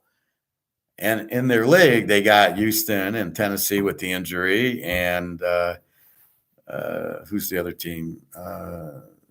Indy, Houston, Jacksonville, Tennessee. So Jacksonville gets those 3 weeks. Well, Tennessee's pretty good. They get Indy and Houston. That's 4 wins. Houston gets that's 4 wins, and now they got to play Kansas City and San Diego, and they got to play maybe Miami and Buffalo. They got to play a harder schedule. Now they're going to play Cincinnati and Baltimore, let's say. All of a sudden they win 6 games instead of 11 or 10 because the schedule gets harder. That's been the Lions' MO. They're really good when they have a really weak schedule, and then they win. They didn't make the playoffs, but they win. Now they get the tougher schedule, and then they fall apart because they can't really play against good teams, just bad teams. And that's what happens to a lot of the teams. That's why you don't, unless they're Mahomes and Burrow, they don't show up. But we see Burrow beats Mahomes, Burrow beats Josh Allen, beats Baltimore, beats Pittsburgh. Should have beat him the first game, but the guy misses the extra point. I can't believe I lose the first game of the year, Cincinnati Pitt even, because the Cincinnati kicker can't kick an extra point. The game goes to overtime. Are you fucking kidding me? That's just a nightmare. I mean, there's nothing you can do. But we made a lot of money on Cincinnati, so we got it back. Anyway, that's what you're looking at. That's how you build a team. So these, what do you got? You got Carolina, should be looking at defense. Indy and Houston should be looking at defense. You got a boatload of it this year. You could probably draft 3 guys between Iowa, Iowa State, Washington State, Georgia, and Illinois. You could, if you're Houston, Indy, Carolina, you could probably draft 3 guys off of that combination of 5 teams easily, if not 4 good defensive players from defenses that held teams under 14 points a game. I just gave you 4, and Oregon State's probably a 5th. So Oregon State, Washington State, Iowa State, Illinois, and in Iowa, and Georgia. That's 5 strong teams with great defenses. That's actually 6 teams that just take the best players and then run their schemes. All right, Iowa State, what do you run? Or Iowa. If I'm in the NFL, I'm pulling the Iowa. I'm drafting an Iowa guy, the safety or the middle linebacker, and I'm saying, okay, we want to run your defense. You're our safety / defensive coordinator. Set us up. How do you run your defense? Because it's clear in college they don't give up 10 points a game for 5 years. I mean, it's just, hello, McFly. What the fuck are you looking at? Take that. So that's really where you want to go. Is your Joe Greens? Is your Jack Lamberts, Jack Hams, Donnie Shells, Mike Wagner's, and what's my guy? Oh, come on. Fuck. How could I forget my cornerback? Oh, my God.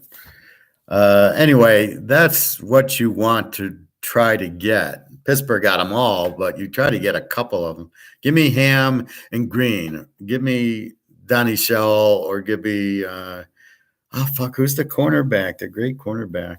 Anyway, give me the cornerback and Jack Lamb. Jack Lambert, Jack Ham. Give me that, right? And that's the draft. That's what you draft. What was the guy's fucking name? God, oh my God, I can't believe I'm drawing a mind blank on this guy. The best cornerback they had. Oh, come on. Anyway, so give me Mike Wagner and Jack Ham in the draft, right? If I get those two, the first 2 picks, or I get Joe Green and Donnie Shell, or I get Joe Green and Lambert, that's all I want. Give me 2 pieces now. And never take an offensive lineman in the first round, because you can't. It doesn't matter. It doesn't. It's all about your coaching and your play calling. All right, I got it. Who's this Pittsburgh cornerback? I can't believe I can't think of him. I'll think of him as soon as I see the name.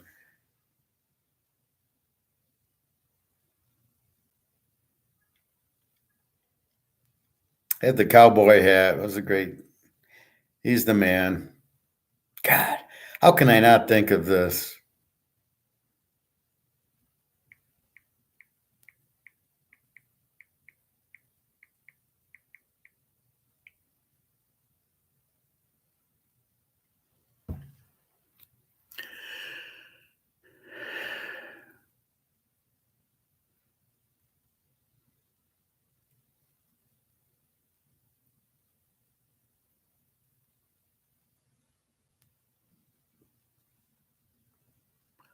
Where's the cornerback? Mel Blount. That's what it is. How the hell can I forget Mel Blount? Anyway, so if I'm drafting, I want Mel Blount and Jack Ham, Mel Blount and Joe Green, Mel Blount and Mike Wagner. Give me 2 of those guys in the draft, and you've got Iowa State, Iowa, Illinois, Washington State, Oregon State, Georgia. You got 6 fucking teams that you can easily pull a Mel Blount and a Jack Ham off of. And if not Joe Green, because he was very rare, you get L.T. Greenwood. And then you got 3 or 4 defensive ball players, and all of a sudden you got a pretty good defense. No, let's draft Richardson, the quarterback from Florida. That'll help us. He's not even a quarterback. The guy sucks. He didn't do anything at Florida. Why do you think he's going to be superstar on Houston or Indy? We need a quarterback to win. You don't need a quarterback to win. This is the point they don't understand. They're not even looking at the proper way to build a team. It fucking worked for the Steelers. It worked for the Niners. It worked for New England. Brady got there. The defense was loaded. The Niners, Montana, You had Ronnie Lott, you had Carlton Williamson, you had Hacksaw Reynolds, and then you got Fred Dean and the San Diego guys. But in the first year, you didn't have a great defensive line, but they were adequate. You had a great secondary. You had 4 Hall of Famers. You had Keena Turner. I mean, you had decent linebackers. You didn't have good receivers or running backs, but you had Joe fucking Montana. And you had the coach who designed the offense that you could win with Bill Ring and Dwight Clark and those guys. So you had Joe Montana. So you need that, but you don't have Joe Montana here. The quarterback selection here is not Joe Montana. All right. So you got to keep that in mind. You don't have that. So who do I got to find? What you got to find is somebody, the Jack Ham, the Joe Green, the Mel Blount. That's what you got to find.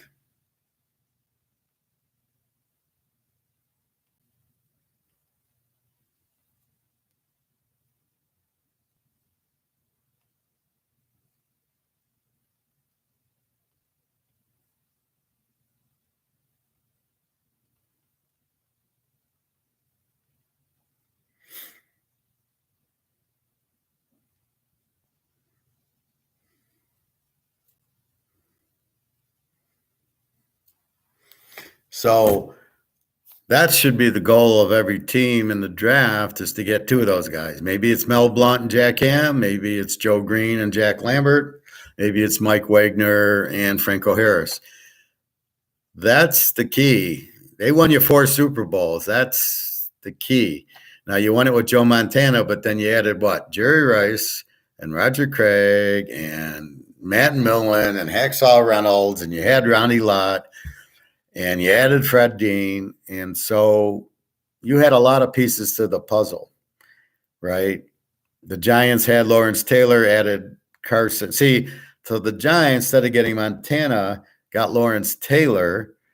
And then they added, Sims sucked, but they added him. And then they really, Jamie Morris, didn't have a great runner, but they had that Joe Montana. Joe Green was Lawrence Taylor. Baltimore had Ray Lewis and Ed Reed. So they had Joe Green. But they had, let's say, Jack Lambert and Mel Blount. That's who they had. So that's how you win. Brady had the defense, right? And that's really the problem with these teams that don't win, is they don't have the players. The Giants have Franco Harris.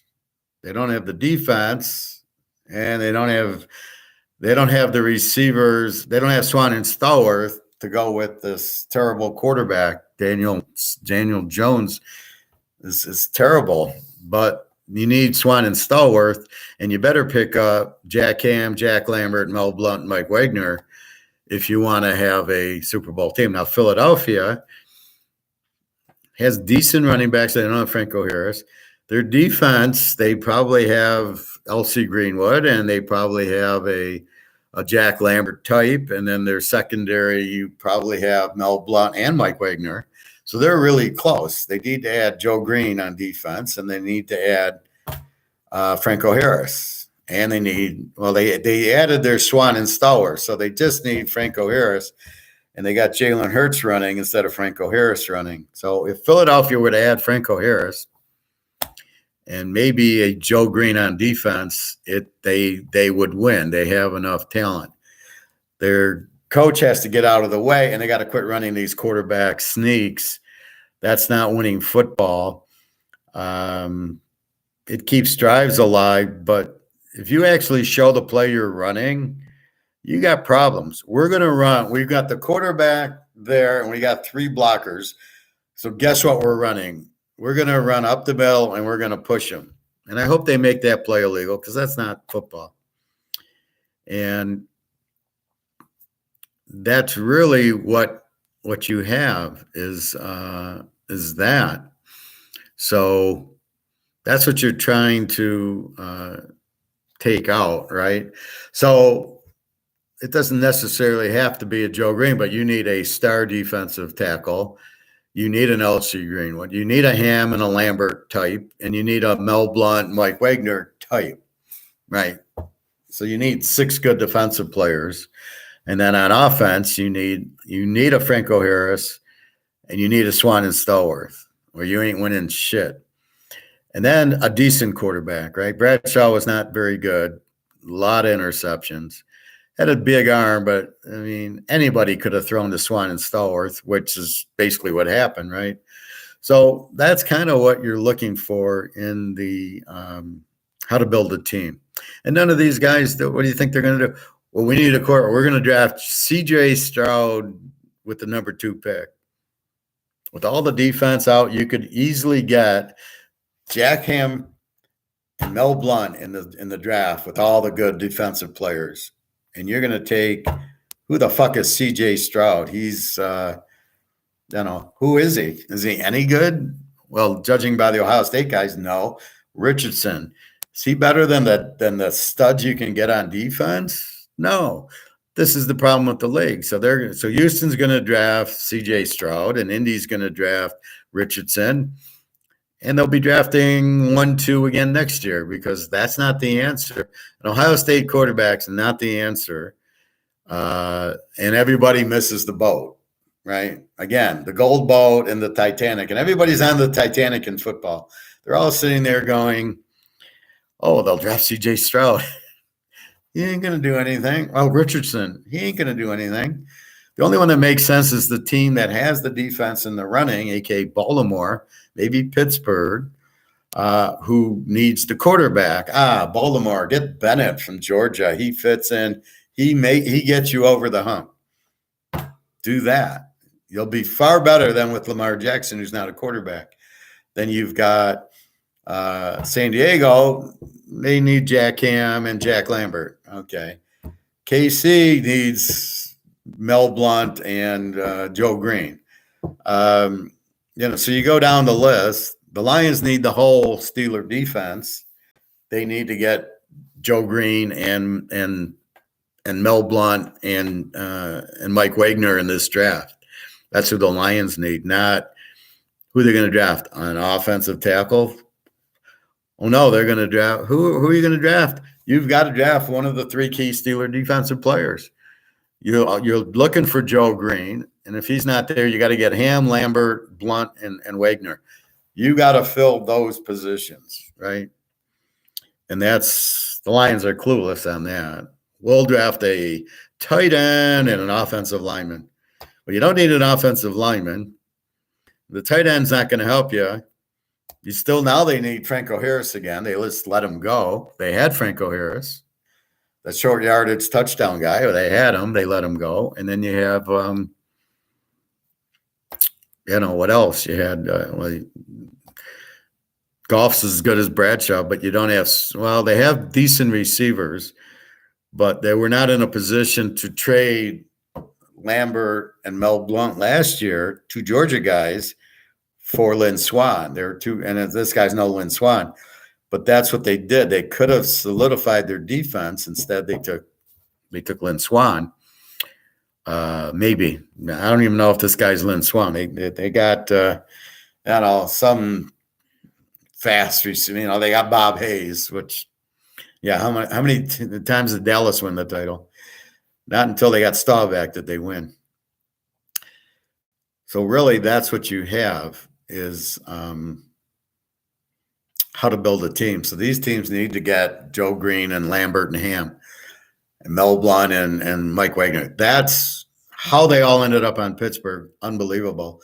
How Pittsburgh could see that talent. Now they could see Joe Green. Mike Wagner was a 14th round pick. I don't know where Mel Blount, he's 7th or 8th round. Jack Ham out of Penn State was an All-American. Jack Lambert was a 2nd round pick. You had Andy Russell. He was All-Pro, Hall of Famer. You already had on the team.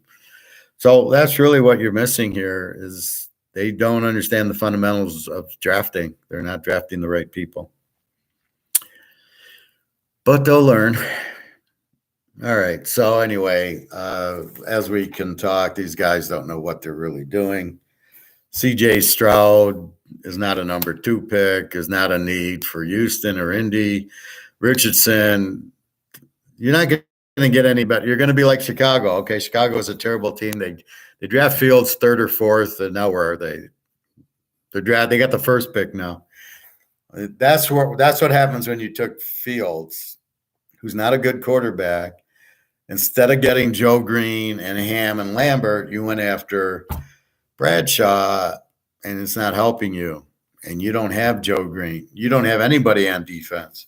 You're not going to win with Bradshaw. You're not going to win with Fields, right? So you drafted Fields, and you went from the 3rd or 4th pick. Now you got the first pick. Gee, that really worked. Let's look at Houston and Indy. Whoever gets C.J. Stroud, even the first pick, you get the Alabama guy. You'll be drafted first next year. He's not going to make a difference. You need the Franco Harris. You need the balanced offense, and then you need the defense. You need Ham and Lambert and Joe Green and Greenwood, and you need Mel Blount, and you need Mike Wagner. You need those 6 on your defense. If you want to win, if you're playing to win, you need those 6. San Diego's close. They just need a couple of them. Kansas City needs some defense, but they're winning with Mahomes. So they're trying to say, well, look, it's changed. We got Mahomes. We don't need Franco Harris. Well, they needed Pacheco. They got Mahomes and Kelsey. Is Bradshaw and Swan, and then the other guy's Stallworth, Valdez-Scantling. You've got the offensive line. Defensively, you've got an L.C. Greenwood in that defensive tackle guy, and then you've got some secondary guys that are decent, right? Now you can win in this league with the Mahomes, but only with Kelsey and Pacheco's Franco Harris. So without Franco Harris, you're not winning, and they couldn't beat Cincinnati without Franco Harris, and they couldn't beat Tampa without Franco Harris. So they won that first Super Bowl beating the Niners because they absolutely sucked. They were a great team, but they got badly coached. And then they add the Franco Harris, and then they finally win last year with Franco Harris. So you need the power running back. It's critical with the quarterback and the receiver. So they had the Swan is Kelsey, and then Mahomes is Bradshaw. Well, he's better than Bradshaw. But then they had the Franco Harris, which they added last year. And their defense had a few of the players, but they didn't have a very good defense, but it was good enough because their offense was that good. So it's more late Steelers where Swan and Stallworth would just take over the game like they did against the Rams. The Steelers defense didn't even show up in that game. Joe Green, I think, was injured. So they don't show up, but then Swan and Stallworth get them through the game, and Franco Harris. And that's what happened. But look at what Franco Harris was injured against Oakland in 76. Why didn't they win? They didn't have Franco Harris. So it shows you need the power back, but you need the power back with the receiver so the defense doesn't know where to go. If they just keyed on Harris, they threw to Swan and Stallworth. If they just keyed on Swan and Stallworth, Harris beat you. Look at the Super Bowl against Dallas, right? They started taking Swan Stallworth away, and Harris ran up the middle for a 20-yard touchdown to put the game away. That's what you do. So you need all facets, and that has never changed. Montana, Mahomes. Montana had Roger Craig. He won in 81 because his passing game was a running game. The short little passes. Nobody had ever seen it before. In 84, I don't know if he had Roger Craig. They had they had brought in Lambert and Joe Green and their secondary. They had a pretty strong defense. Ronnie Lott was Mel Blount. So they brought in Ronnie Lott. He's more like Jack Lambert, I think, the power hitter. And Montana was kind of the running back until they got Roger Craig, and then they won 2 more. Once you had Roger Craig and Rice, then you had Franco Harris and Swan and Stallworth. And you couldn't beat them. In New England, I don't know how they ever win without receivers. The receivers sucked, but they had decent running, and you had Brady, who sort of doing it like Mahomes. But how many of those guys are out there? So everybody's running. It's like when Golden State won the championship. And then all the teams went to these three-point shooters, and they all sucked. And then finally now they're back to the inside game. And what you have is Brady's winning. We'll get a quarterback. We need a quarterback. No, you don't. He only won when he had top defenses. He went years without winning the Super Bowl because he didn't have the strong defense. And then, so now you've got Mahomes. Okay. Oh, we'll draft CJ Stroud and Richardson. That's the key. No, it's always the 70s Steelers. It's never not been. It's always been that tough defense, the Packer defense, the Steeler defense, the Dallas defense, the New England when they won defense, the Pittsburgh defense, the Baltimore defense, Lawrence Taylor. It's always been about that. That's always what won. Look at Georgia and fucking college football. They killed Alabama 2 years ago. Last year, 65-7 against TCU. You held a team like TCU to 7 points. Unbelievable.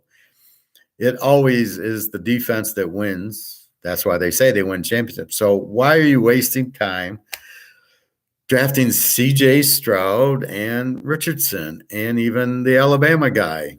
Carolina needs Joe Green. You do not need the quarterback from Alabama. You can get Hooker. You can get Jake Haidner.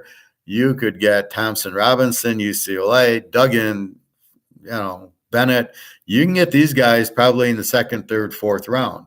But you can't get Joe Green then. And that is the big problem that these teams have. As I said, how much better is Chicago with Fields? Oh, they got the number 1 pick in the draft. Yeah, they really improved. It just doesn't work. Plus, you pay your defensive players less, so you can build a defense and then bring in Jake Haener, who is more than capable of winning a Super Bowl from Fresno State, than a Richardson or a C.J. Stroud. C.J. Stroud couldn't beat Michigan. No, he's going to win you a Super Bowl. But Haener could. We know Bennett, he won 2 national titles. We know he can handle the pressure. So what the fuck are you doing with these? So where these guys need to pick up Joe Green and Lambert and Ham, they're fucking around with, if you can find a Lawrence Taylor or Ray Lewis, Ed Reed, go find somebody like that on your defense. You get 2 or 3 of those, and you can just kind of fill in with guys from Iowa and Iowa State, Washington State.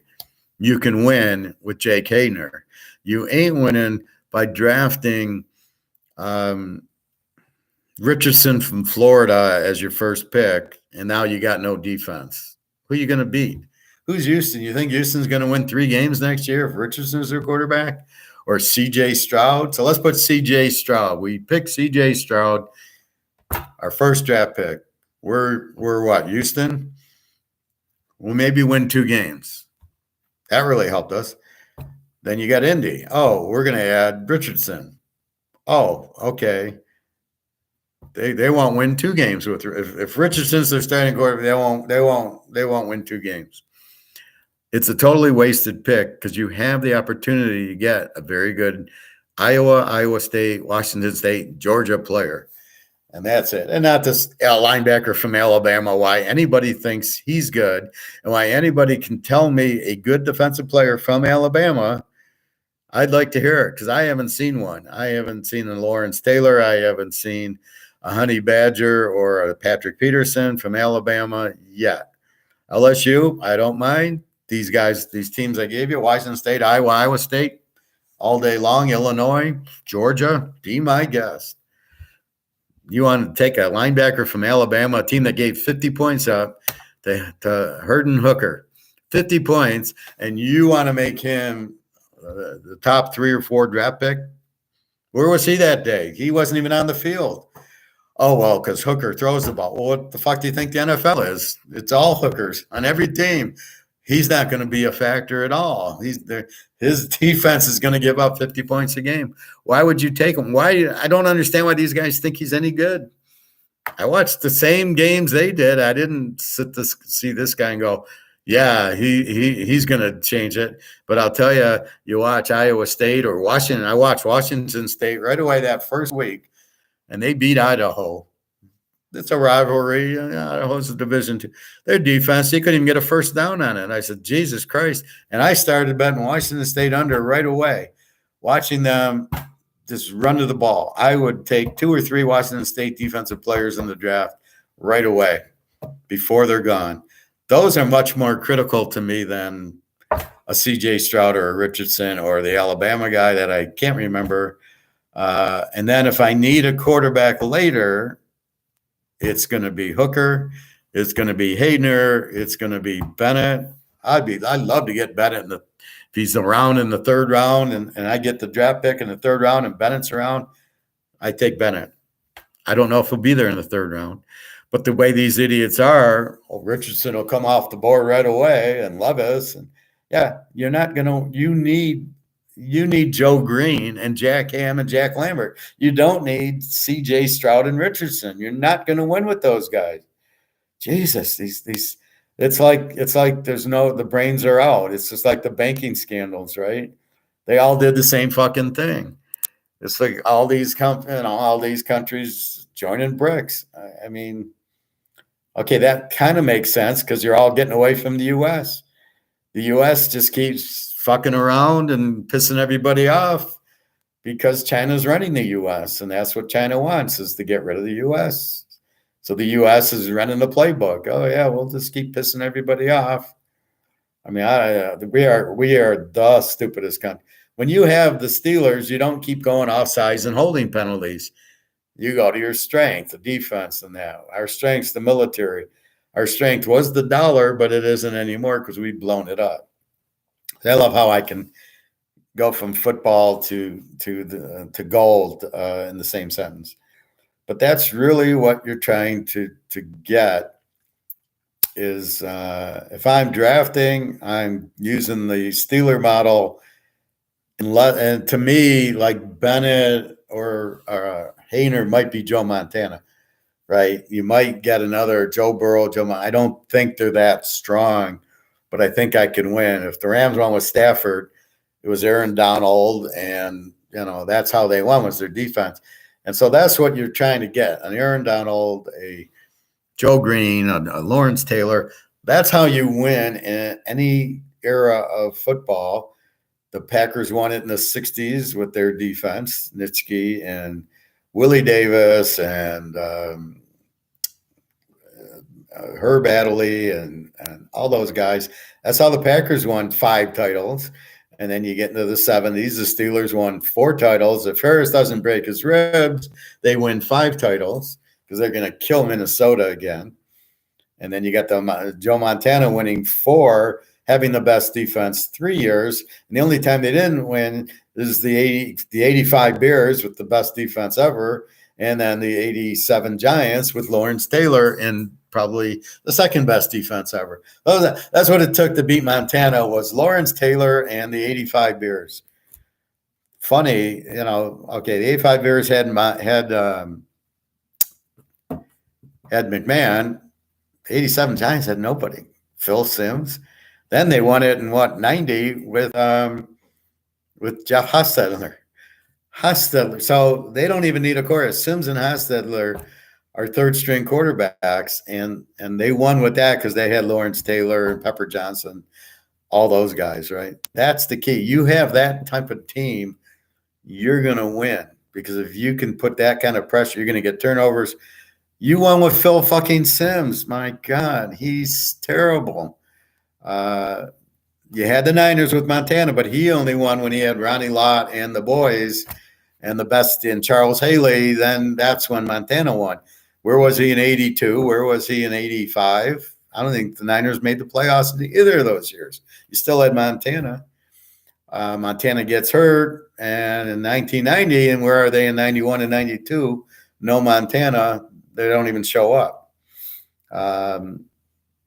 So you asked me to do the draft for any of the teams in the top 5. I ain't drafted any of these quarterbacks, but I am waiting to get either Hayner, Hooker, or Bennett and there's one other one that I keep forgetting. Hayner, Hooker, Bennett, or Thompson Robinson, excuse me. I can win with Thompson Robinson sooner. I can win with Bennett right now, but I need my defense. So if I'm like Minnesota, and I got a pretty good defense, I think, or I'm Green Bay, I'm going after Thompson Robinson or Bennett. Bennett can win for you right now because he is a little older, but he just won 2 national titles. He knows how to win. And let's not forget, he had to beat Alabama, and he had to beat Florida every year, and Tennessee, and Kentucky, and whoever he played, LSU. He lit up LSU, and then he beats, and then he had to beat Ohio State, who he barely beat. And then, okay, TCU, but they would have killed Michigan anyway. He had to beat them, and he did. He won everything. He won all the games. I think weren't they undefeated the 2 years? Or no, they lost to Alabama on purpose that other year. So Alabama could get into the playoff. Then they murdered them in the playoff, said, okay, now we're going to try Alabama. But Bennett had no issue. SEC, right? When they play the big boys and all the pros, and he just dominated the league. So keep that in mind. Don't sit there and be poo-poo on Bennett. If Baltimore or Pittsburgh drafts Bennett, they go to the Super Bowl next year. As long as they get some – Baltimore doesn't need the defense. They need a running back. And Pittsburgh, as long as T.J. Watt stays healthy and they can add a few to the defense and they add Bennett, Pittsburgh wins that division and goes far. And they'll give KC all they want if they add Bennett. It'll be hard because they have to beat Cincinnati, who needs to get Jack Lambert or Jack Ham or Mel Blount in their draft, but they already got Chase and Burrow and maybe a little bit kind of a Franco Harris, but they need a better running back, I think. And then their defense, they've got most of the pieces, right? They got the Joe Green and they got the Mel Blount. They need the Ham and the Lambert, and then Cincinnati's off and running. But you add Baltimore, Pittsburgh gets Bennett, they're there. If they were to get C.J. Stroud, it's like Pickett. They got Pickett. Where did Pittsburgh go? Nowhere. But a team with a good defense, and I would even say Minnesota, Green Bay. You give Green Bay Thompson Robinson, or you give Baltimore Bennett, or you give Minnesota Bennett. Get Cousins out of there. Bennett on Minnesota, they would win the division and give San Francisco all they want. San Francisco with Bennett wins the Super Bowl, provided, well, it depends what happens with Purdy. I mean, if Purdy can make it back, they've got the quarterback, right? They're going to win it with Purdy. If he can't, I don't know how serious his elbow is, but if it's really that serious, you got a problem there. But that's my point of view. So if you go down the list of teams, let's go down the list. Let's have some fun here. We can't be all banking in gold and everything else.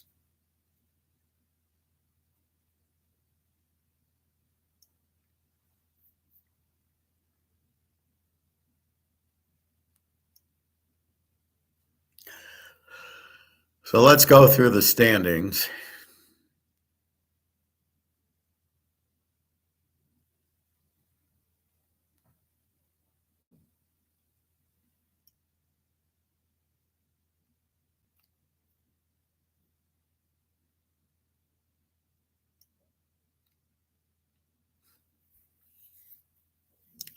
Let's have some fun.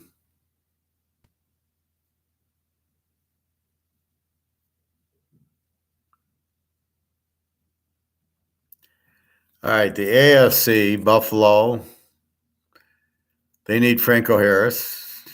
Miami needs defense. New England needs running. They need Franco Harris. The Jets need the quarterback. If you add, I would probably add Thompson Robinson if they don't get Rodgers. Thompson Robinson or Hooker would be good for them once Hooker's healed, which he'll probably be out a few weeks. Cincinnati's golden. They just need Ham or Lambert. Baltimore needs – you give Baltimore Bennett, they win. Maybe Thompson Robinson. Pittsburgh, give them Bennett, they win. Cleveland, they need a quarterback. They need defense. They have LC Greenwood. They need some secondary help. They've got the running back. They've got Franco Harris, so maybe they need some receivers, but they need a quarterback. Jacksonville's in serious trouble. They need defense. Trevor Lawrence, again, here's a perfect example. You drafted Trevor Lawrence and you went 9-8. I mean, doesn't get you there. Tennessee 7-10, has a pretty decent defense. Could use Bennett, could use Thompson Robinson. Indy and Houston. See, Indy and Houston at 4-12, and Houston at 3-13, and they tied each other. I love it. They need defense. They need a lot of defense. They need Ham, Lambert, and Mel Blount and LC Greenwood in this draft. They both need the defense, and they're going to waste their picks on Stroud and Richardson. Really? You're not even getting the best quarterbacks, but you're going to waste your picks on quarterbacks. That Houston's 3-13-1. If they draft CJ Stroud, they'll be 2-15 next year. Indy 4-12-1. If they get Richardson, it'll be 0-17 next year. That won't help them at all. That's just, it's a wasted pick. KC, they could use Lambert and Ham. San Diego could use Lambert and Ham, or Mel Blount or something. They've got pretty much Greenwood in their defensive line, and for them to go 10-7 is bad coaching. Oakland 6-11 needs defense. Denver at 5-12 have the quarterback.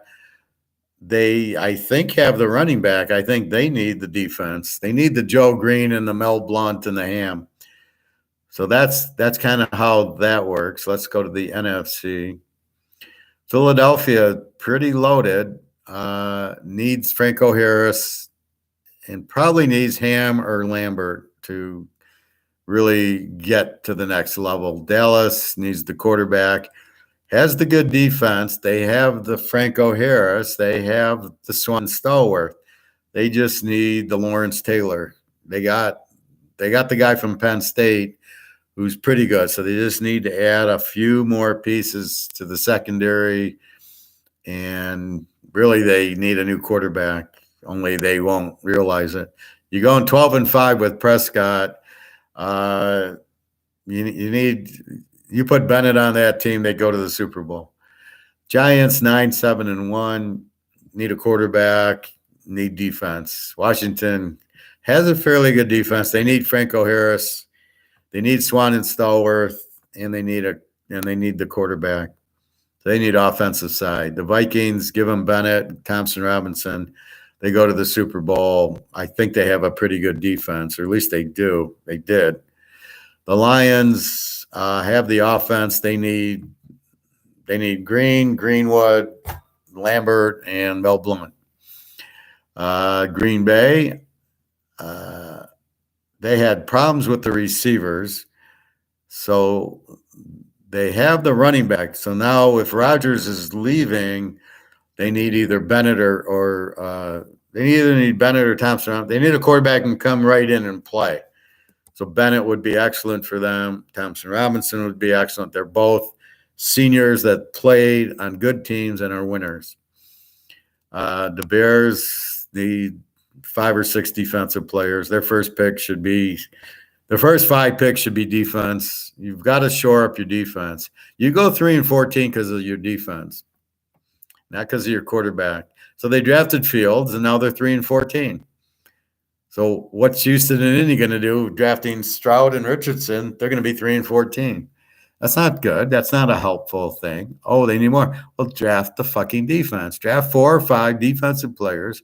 I've given you the teams. Washington State, Oregon State, Iowa, Illinois, and Georgia. Just there you go. Choose, pick. You've got the teams. Just pick their best players, and you're done. Tampa Bay has the defense, has the quarterback and Trask. They need the defense. They're at like the Steelers where, they started to retire, so they need to reload. Carolina, quarterback's not going to help them. They need the defense. And Franco Harris, New Orleans, they have Kamara. They have Swan, who's always injured, so they need a new receiver, and then they need defense. Atlanta needs defense, and 7-10, they need defense. The quarterback sucks.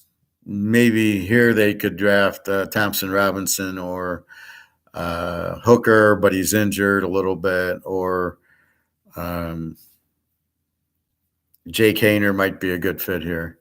The Niners are all set. If Brock Purdy's healthy, they've got the Steeler defense. They've got Franco Harris. They've got the full complement if Purdy is healthy. If he's not, you got to draft Bennett. And the reason I keep going to Bennett is because he's already done it. He's won 2 titles. He's all set. He can read a defense. He can walk right in and do what Purdy did. That's what these experienced, the Minnesotas, the Baltimores need, is that quarterback who's going to walk right in and take over. That's why you don't want C.J. Stroud. You don't want the Alabama guy. You don't want Richardson. These guys to be taken in the first round is just a freaking joke. Seattle needs some the Steeler defensive guys. The Rams are in a shambles. You got to rebuild with them. Is Aaron Donald playing? Then you need to get him some linebackers and some help. Arizona has a lot of offense, although Murray's injured, but whoever your backup is. So it's hard to draft a quarterback when you have one, unless you don't have one. If you don't think he's the answer, then maybe you get Thompson Robinson because you're running that. But I don't even know who their coach is. They definitely need 4 or 5 defensive players. So pretty much most of the bad teams need defense, but they keep drafting quarterbacks. And you can see, you look at the teams like Washington has a bad quarterback. So you think the quarterback's going to fix it? This is where I'm kind of like, no, I don't think so. So basically, that's kind of where I'm at with the NFL draft. They don't understand their point. They don't understand what they need. And that's why these teams contest. Well, the Bears 3-14, let's see who they draft. They'll be 3-14 next year. Because Fields isn't the answer. You've got to draft. You can draft Bradshaw, but you need Harris and Swan and Stallworth. And are you going to go there? And you need Joe Green, but you also need Elsie Greenwood. And they still drafted Ham and Lambert, and they still drafted Mike Wagner and Mel Blount. Even though they had Joe Green, they didn't stop. And even though they had Bradshaw, they still drafted Franco and Swan and Stallworth. And see, that's the key. And they live with an okay tight end and a good offensive line that weren't drafted in the first round. Mike Webster, all Hall of Fame centers drafted in the 4th round. So you don't need the first round. The first round's got to go to defense. Get your Joe Greens, get your Lawrence Taylors, get your Ray Lewis. That's what wins for you. And I'm sure they're out there, and I'm sure you have to run the right scheme for them. It's sort of like Bobby Orr. If they tried to put him in a system, it wouldn't work. You had to let him flow. He knew where he was going. That was the beauty of Bobby Orr. And I'm sure Lawrence Taylor, they did not tie him down. It was like, wherever you see, wherever you want to go. Just make the sack, right? They let him go. Ronnie Lott, they let him go. Charles Haley. Look at the team. I mean, it's right there. The good teams had the good superstars, right? Ray Lewis, and then the Steelers had Troy Polamalu, and they had some other Haywood and a few other good defensive players. And then New England had Bruschi, and they had the linebackers, and they had the guy from Miami. I can't think of right now. So they had the studs too when they won. And now Kansas City, what do they got? I want to say Neil Smith, but I know that's not right. but they had that one defensive tackle, and they got Mahomes and Kelsey basically. And Pacheco was their Franco Harris. So you always need that Franco Harris, Swan, and the quarter. You need those three, the triplets, whatever you want. Montana, Clark, Montana, Rice, and Craig. You need the triplets. Bradshaw, Harris, Swan, and Stallworth. You need that to win. So to fuck around with CJ Stroud and Richardson is really a wasting of. That's why you pick up Bennett in the third or fourth round for Minnesota, Baltimore, Pittsburgh, or whatever. That's why you've got the rest of you've got the defense. Those teams would love a Thompson Robinson or a Bennett, even Jake Hayner. It fits perfectly for them. But these Houston Indies to get CJ Stroud or Richardson is just pure asinine. It's a terrible. You have a terrible GM who is clueless how to build a winner, and we'll get him ticket sales. Well, what the fuck do you mean ticket sales? What kind of ticket sales? Nobody wants to see the Bears at 3-14. Nobody's going to want to watch Houston at win one game or Indy win one game because you got a terrible quarterback. You're not even smart enough to get the best quarterback. Right? You're not getting Thompson Robinson or your Hooker or Bennett, right? You're getting CJ Stroud and Richardson. You think Richardson is the best quarterback in the draft. He wasn't the best quarterback on his team at Florida, nor was he even close to the best quarterback. Bennett and Levis were better than him in his own division. And in the SEC, he was the fourth or fifth best in the ACC in the SEC.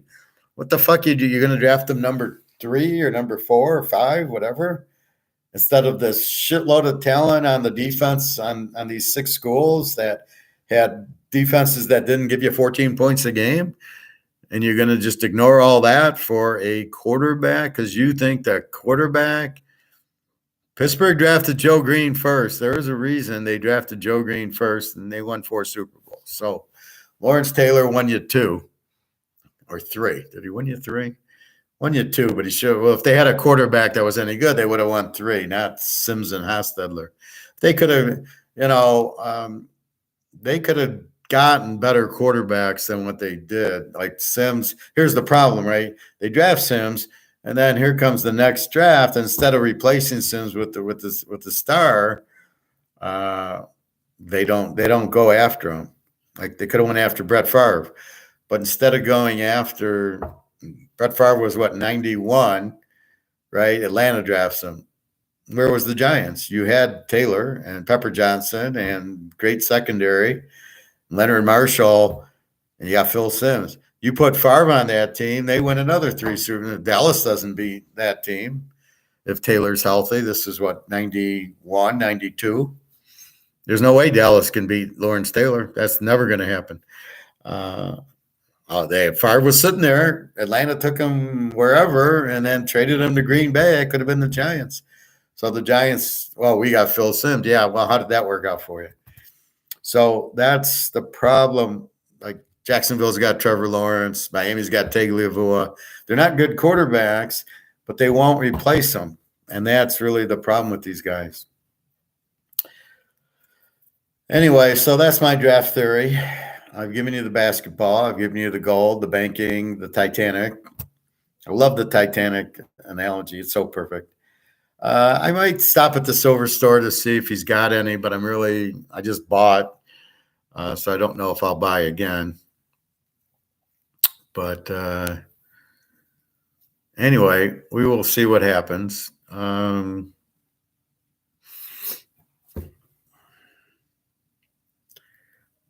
That'll be good. So anyway, with that said, I think that's about it. So enjoy your day. Go buy your gold and silver. Get your money out of the bank. Everything I've been telling you for 2 years. Stock market, housing market are in trouble. So if you own the house, you own the house. That's fine. It will go down in value, but it doesn't really matter. It's like my car. I got a Camry. It's all paid off. If it goes down in value, I don't care. I need a car to drive, and I have that car. So I'm not really looking at the value in the car, but I do know it's a Toyota Camry, and it's going to hold its value versus a Ford or a GM. But don't worry about your house losing value. We really won't. I mean, it's just the interest rates are high. So if you need to sell it, you're not going to get as much because the interest rates force it. But otherwise, you're fine. You'll be lucky to get your money out of the banks. Be careful with that. Put it in a safe. Get it out of the bank. Buy your gold and silver because as I've shown you, there is no more silver to be gotten. Now, they're buying the bars. Keep in mind when this guy tells you about silver's gone or it's near the end, it's the bars that are being bought. The bullion at your coin store or the Eagles are still probably going to be there for a little bit because these central banks and everything, they buy the block. They're not buying 20 ounces of gold or silver. They're buying the blocks, right? The big James Bond Goldfinger bricks. So that's what's gone. That's, each one's like 100 ounces or whatever. So that's what's gone, but you can still get the coins a little bit, but they're drying up very fast. And the last thing you want is if silver hits $50 an ounce, you're going to pay $50 an ounce for silver. You probably will. But if you think, well, I'll wait till it goes back down to 25, the train's left. You're gone. So get your silver now while it's still gettable. I'm going to go to the store, I think on my way to the gym, and I'm going to check it out. I need to go to actually the grocery store, but I think if I go now, I can do my swimming. I hurt my Achilles while I was sleeping. I don't know what happened. I was sleeping, I was dreaming, and then I moved my foot violently, and my Achilles, like right here, is sore, but I can walk on it. So I'm assuming I just sprained the Achilles. If I tore it or ruptured it, I probably wouldn't be walking on it. And I'm hoping I'll be okay today and that I'll be okay tomorrow. Tomorrow will be the key. When I wake up, will it stiffen up or is it going to be okay? And hopefully it'll be okay. I hate getting an injury while I'm sleeping, but I could feel that I was like sleeping. And all of a sudden I made a move and I was like, oh my God, that hurts. And I took my ibuprofen, but I'm able to walk on it. So I'm thinking it's a sprain, not anything serious. I wasn't on it walking, and I can walk on it now. Let me try after the sit. Yeah, see, I can walk on the Achilles now, right? I can walk, it's fine. No pain. So anyway, the rest, my feet are okay. They swell a little bit when I'm on the bike and in the pool. But they're okay now. As long as I can walk, I'm fine. All right, everybody. Well, have a wonderful day. Be smart with your money. If you got questions, please ask me. You go to www.teaserking.com. You get my email and ask me there. Yeah, I got the comments turned off because I really don't have the time or energy to read them. The negative ones I don't want to read, and the positive ones, you did a good job. Thank you. I appreciate that. Usually I get that from the likes or if you have, like I said, questions, go and email me. But I really don't want to see negative stuff. There's no room for that. And just hear, great job. It's nice and thank you, but I don't really need to, that doesn't add value. I'm trying to teach here. So what I want are questions in the comments, but I just assume you email them to me on Teaserking. So www.teaserking.com. Have a great day, everybody. Stay safe. Get your gold and silver now because it's not going to be around. And if gold's 20,000 an ounce, you're going to buy one. 2,000 and it's like 2,100, you're going to buy one. Silver at 25, you're going to buy one. Yeah, silver hits, let's just say 200 an ounce. You're going to buy, how many are you going to buy? 2, 3? So buy it now. We know where it's headed. The Titanic is sinking. It's hit the iceberg. The gold ship is being tied up by Comex, is about to set sail. And we know it's setting sail, and then it's just a matter of, we don't know, exactly when, but we know it's going to happen. So you want to be on that boat. You just don't want to be on the Titanic that's already hit. So anyway, have a wonderful day. Thank you for watching. And I will talk to you soon. Bobby, I hope you're well. Nick, guys, take care. Stay safe. Stay healthy. All right. Take care.